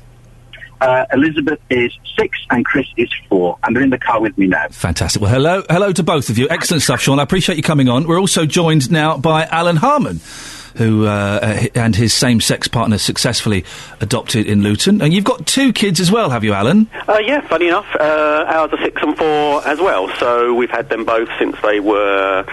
our daughter, before she was 1, and our son just before he was 2. So, now, they must have started to notice that yours is not the, in inverted commas, traditional family setup. They've got 2 dads.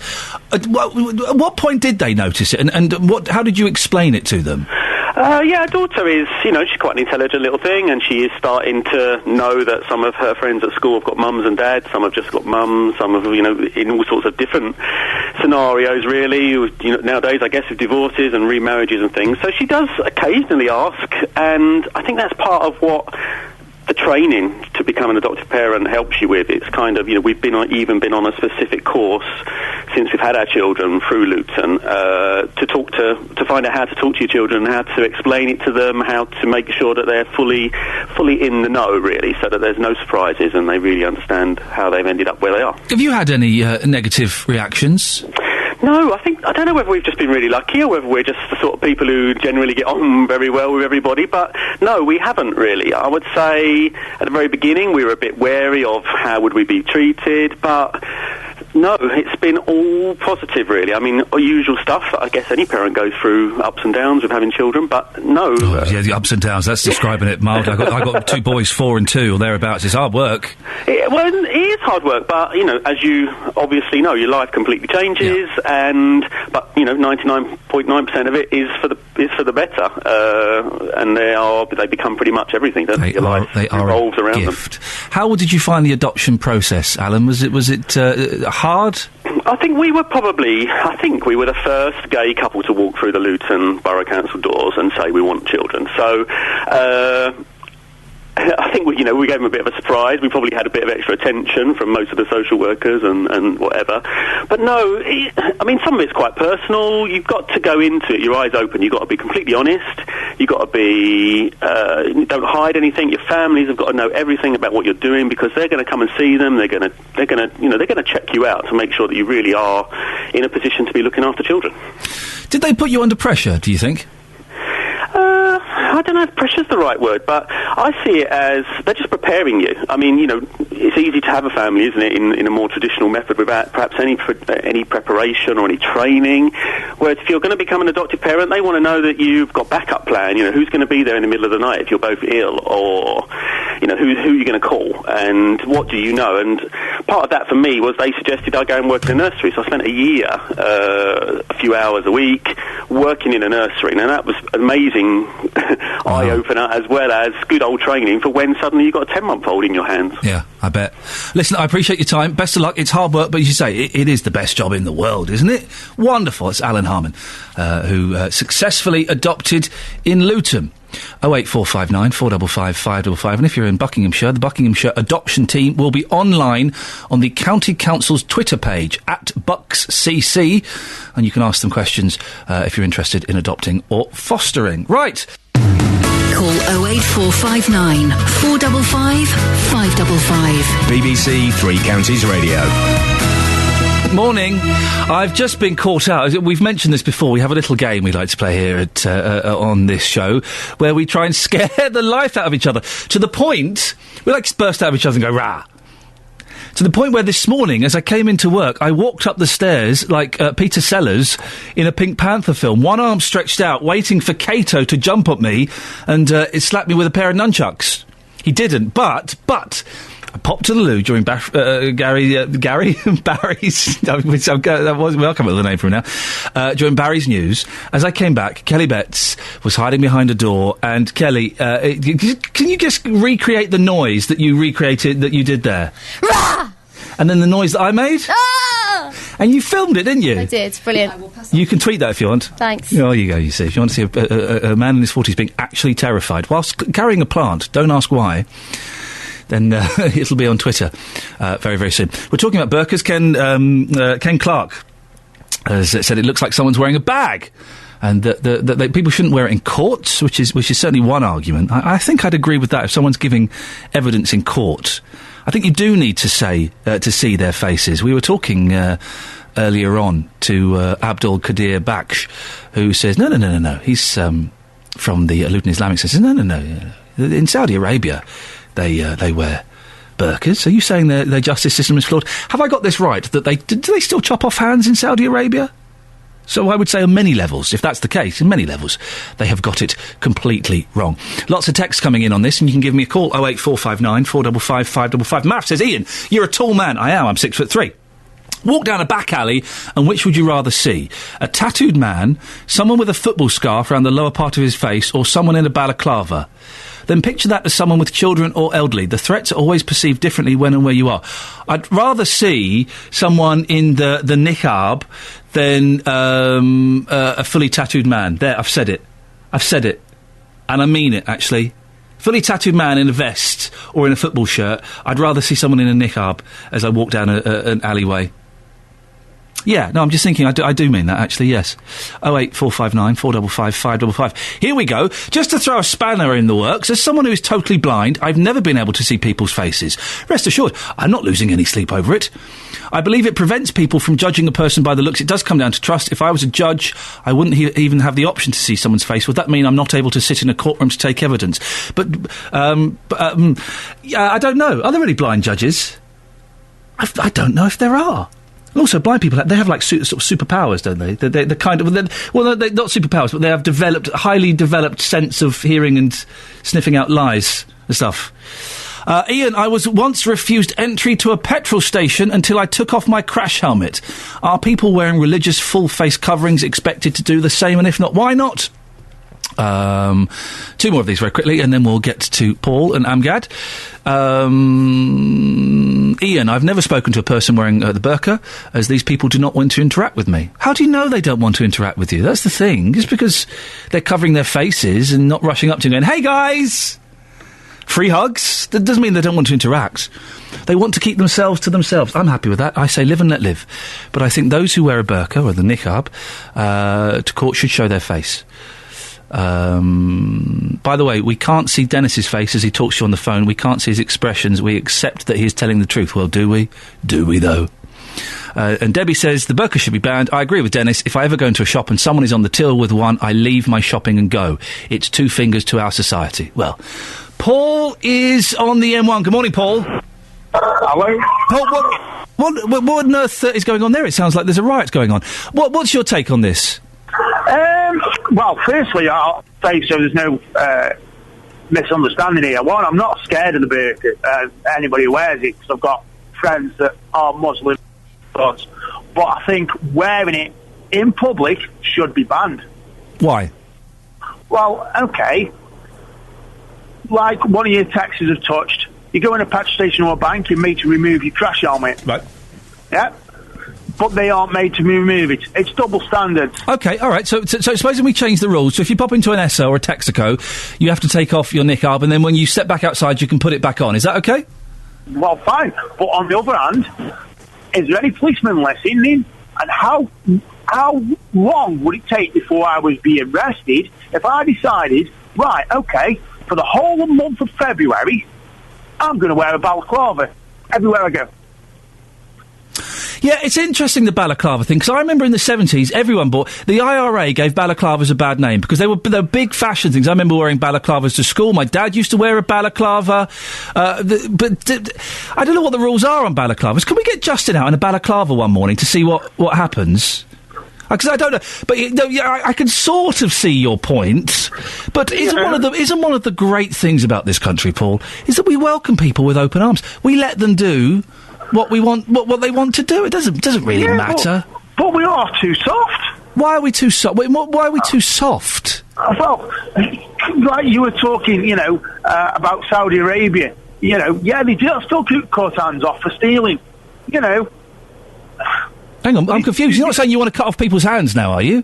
Well, no, but society in the UK is so soft. Okay, how would you toughen it up? What would you like to see toughened? All the laws. All the laws. Wow, you're speaking in the broadest of brushstrokes. Give me an example. Okay. You're walking down the street, literally. Even that. It's making our country untidy. Right, so in Paul's laws, what should be the penalty for littering? It should be at least double or triple what it is now, and give community service to go out with lipstick. Community service? Just for dropping an apple on the floor? Why not? Would you chop off anybody's hand for anything, Paul? Not for anything, no. You'd be given a chance. Say, there's somebody out there shoplifting.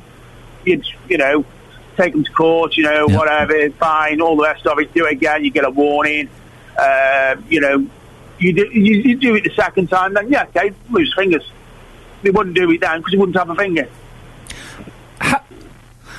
How many fingers would you lose for your second offence of stealing some Hovis? All of them, or just two, or...?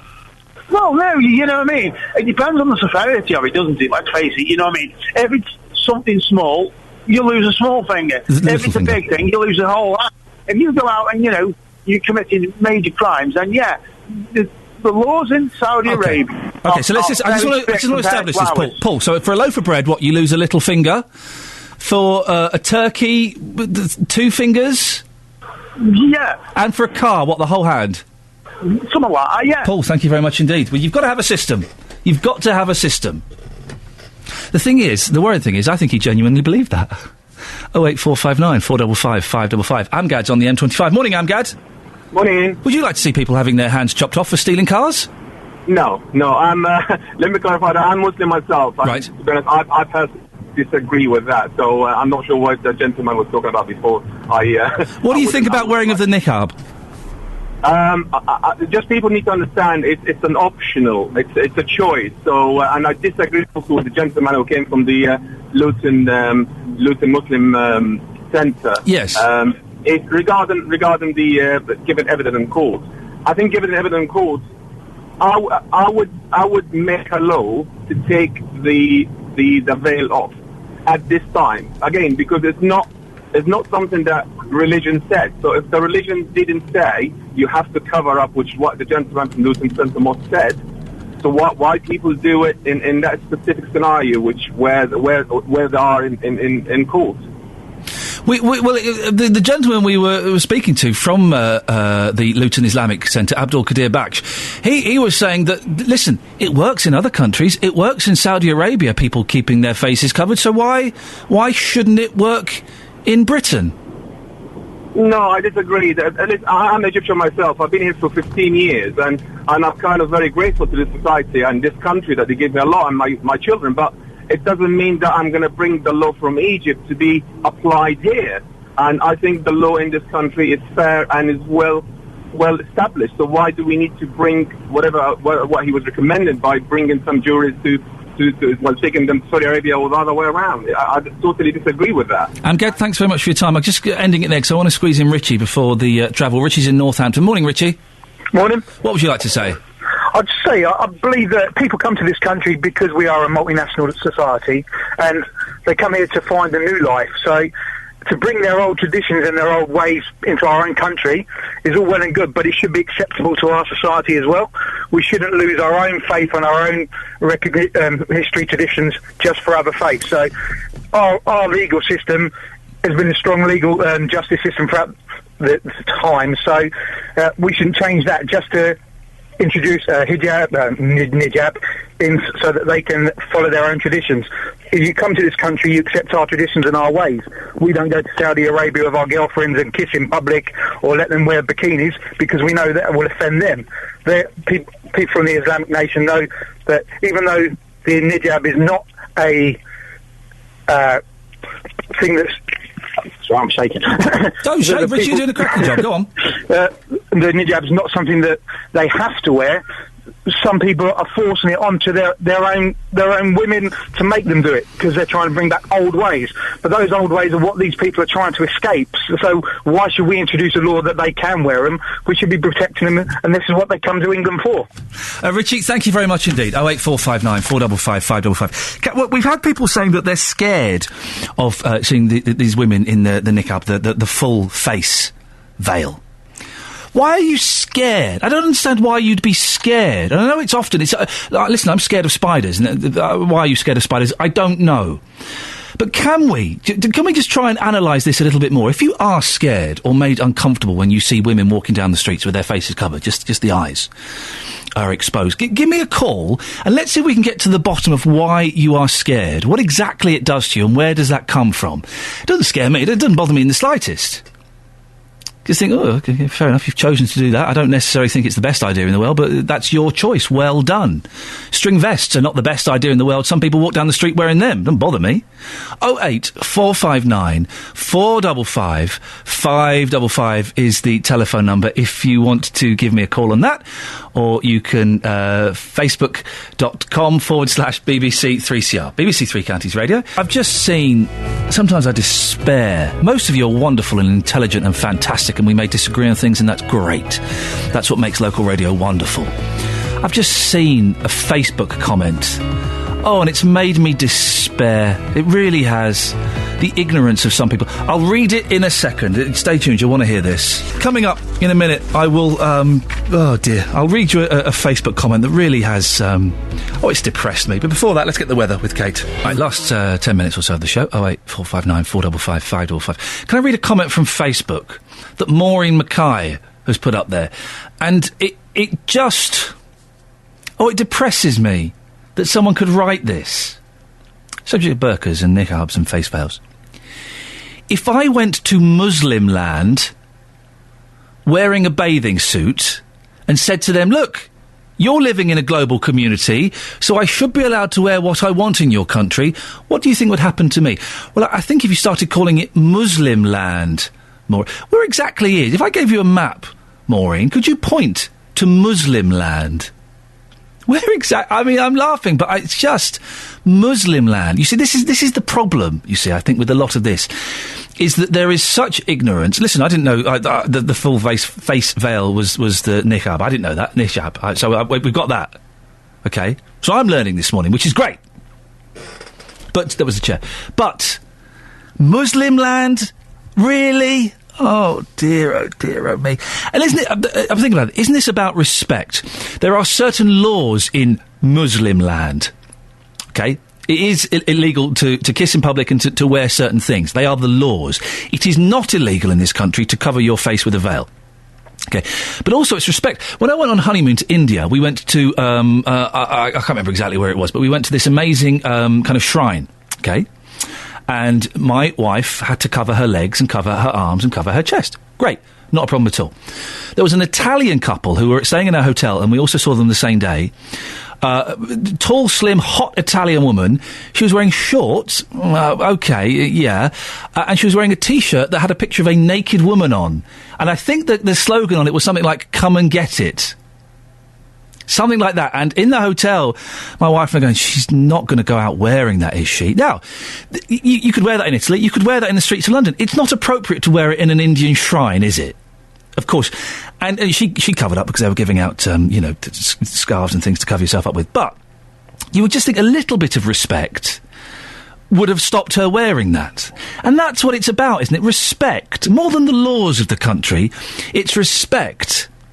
When we go to Greece, there's a church we like to go and visit, and sometimes my wife will be wearing a top, not particularly low cut, but she might be showing a bit of chest, not breast, a bit of chest. She has to cover up when she goes into the church. Fantastic. People get turned away from the church because they're not showing respect.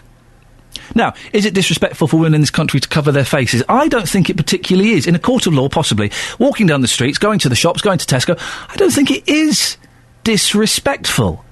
Is it? Is it? Harriet's in Cambridge. Morning, Harriet. Morning. What would you like to say? Oh, Harriet, turn your radio off because it might get a little confusing. Okay. That's better. Go on.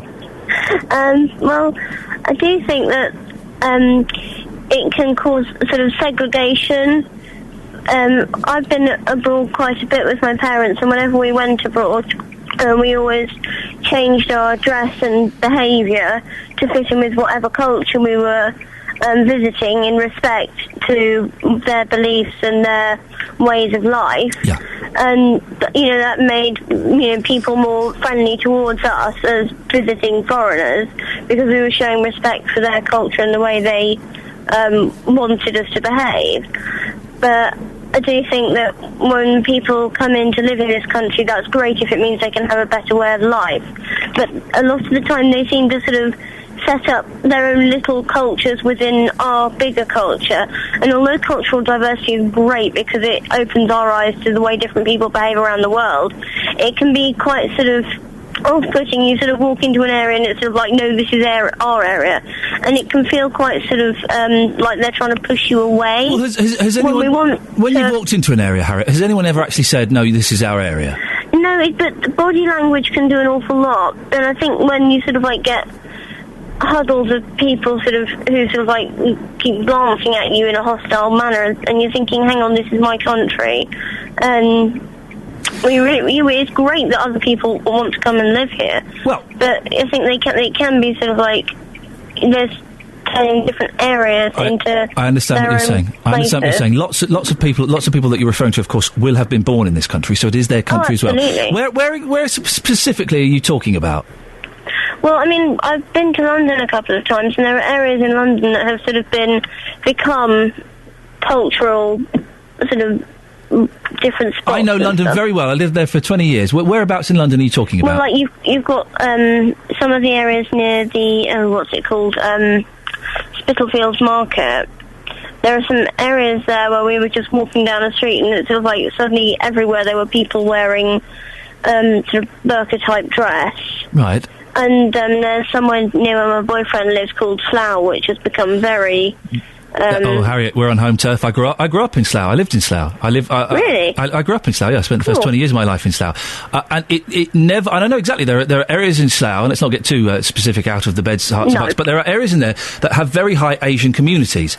It never bothered me once, and at no point walking through those Asian communities did I feel I was being looked at. Did I feel I was being judged or thought of any differently?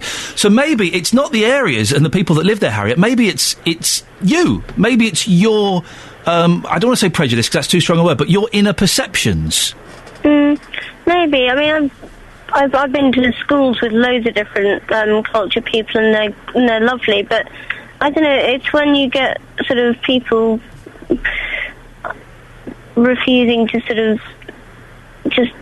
I don't know. Okay, Harry, we'll end it. I don't think that happens in Slough. I know Slough very well. I'm in there regularly. My mum lives near there. I have never thought, this is. I'm not welcome here as a white English person. Listen, I grew up in Slough. I know all the swear words in Hindi and Urdu. I do. And once in a shop, a fella was talking to his mate, and he kind of nodded at me, and he said something very, very rude in Urdu. I said, "I beg your pardon." He said, "What?" I said, "I know what you just said then about my mum." I did, and he said, "Oh, I'm terribly sorry, sir." But I've never felt uncomfortable in Slough. Interesting. Something to think about. Yusuf's on the M1. Morning, Yusuf. Morning, Ian. Great show. Thank you very much. What do you reckon about the face veil? I reckon they should ban it. No disrespect to Muslims, but if you Google, like I said to the lady earlier, if you Google Fulham jewellery stores being robbed, you'll find my cousin's shop. A guy. It was actually a guy wearing that the thing. Yeah. And they jumped over the counter. If it was three of them, only one of them was wearing it, so he was acting like a lady. Jumped over the counter and tried robbing the shop. And I just think, this is why you asked why are people scared. Ian, people are scared because they don't know what's behind it, and no disrespect to them, I do agree with the way that they do their religion, they follow their religion. Everyone has their own beliefs. However, we live in a country where we need to know everyone, and that's why we've got CCTV. And Yusuf, thank you very much for your point. I'm just ending it there because I want to squeeze in Bill before the end of the show. Bill, you got 45 seconds. What would you like to say? Yeah, they're right. I mean, everybody should have a right to do things, but why discriminate against youngsters? Youngsters really get a bad press. They wear hoodies, scarves, caps. Whenever they go in shops, they're thrown out straight away. Why should? And that's because people want to recognise if somebody shoplifts for that. Why should you go in with a veil? I mean, if they had a name on the front of the cap, so that you could tell who they were, or a number on the back, so you could see them from the top on CCTV. What? Then that'd work, wouldn't it? Put a number on to come in number 7. Your time is up. Yeah. Bill, we'll end it there on that controversial and some cracking arguments and some really poor arguments as well this morning. Thank you very much indeed. Jonathan Vernon-Smith will be carrying on this discussion after 9 o'clock, so do stay tuned. If you want to call him, I'd start calling him now because the phones always get very, very busy. 08459 455 555 is the telephone number if you want to give him a call. Don't forget, you can email me at any point when I'm on air or off air. It's all groovy, man. Iain.lee, IAIN.LEE at bbc.co.uk. Don't forget, you can go and download the podcast, the best of last week, some cracking stuff in there. Go to the Three Counties page or iTunes. That's it from me until tomorrow at 6. Ta-ta. Local and vocal across beds, hearts and bucks. This is BBC Three Counties Radio. Thank you, Ian.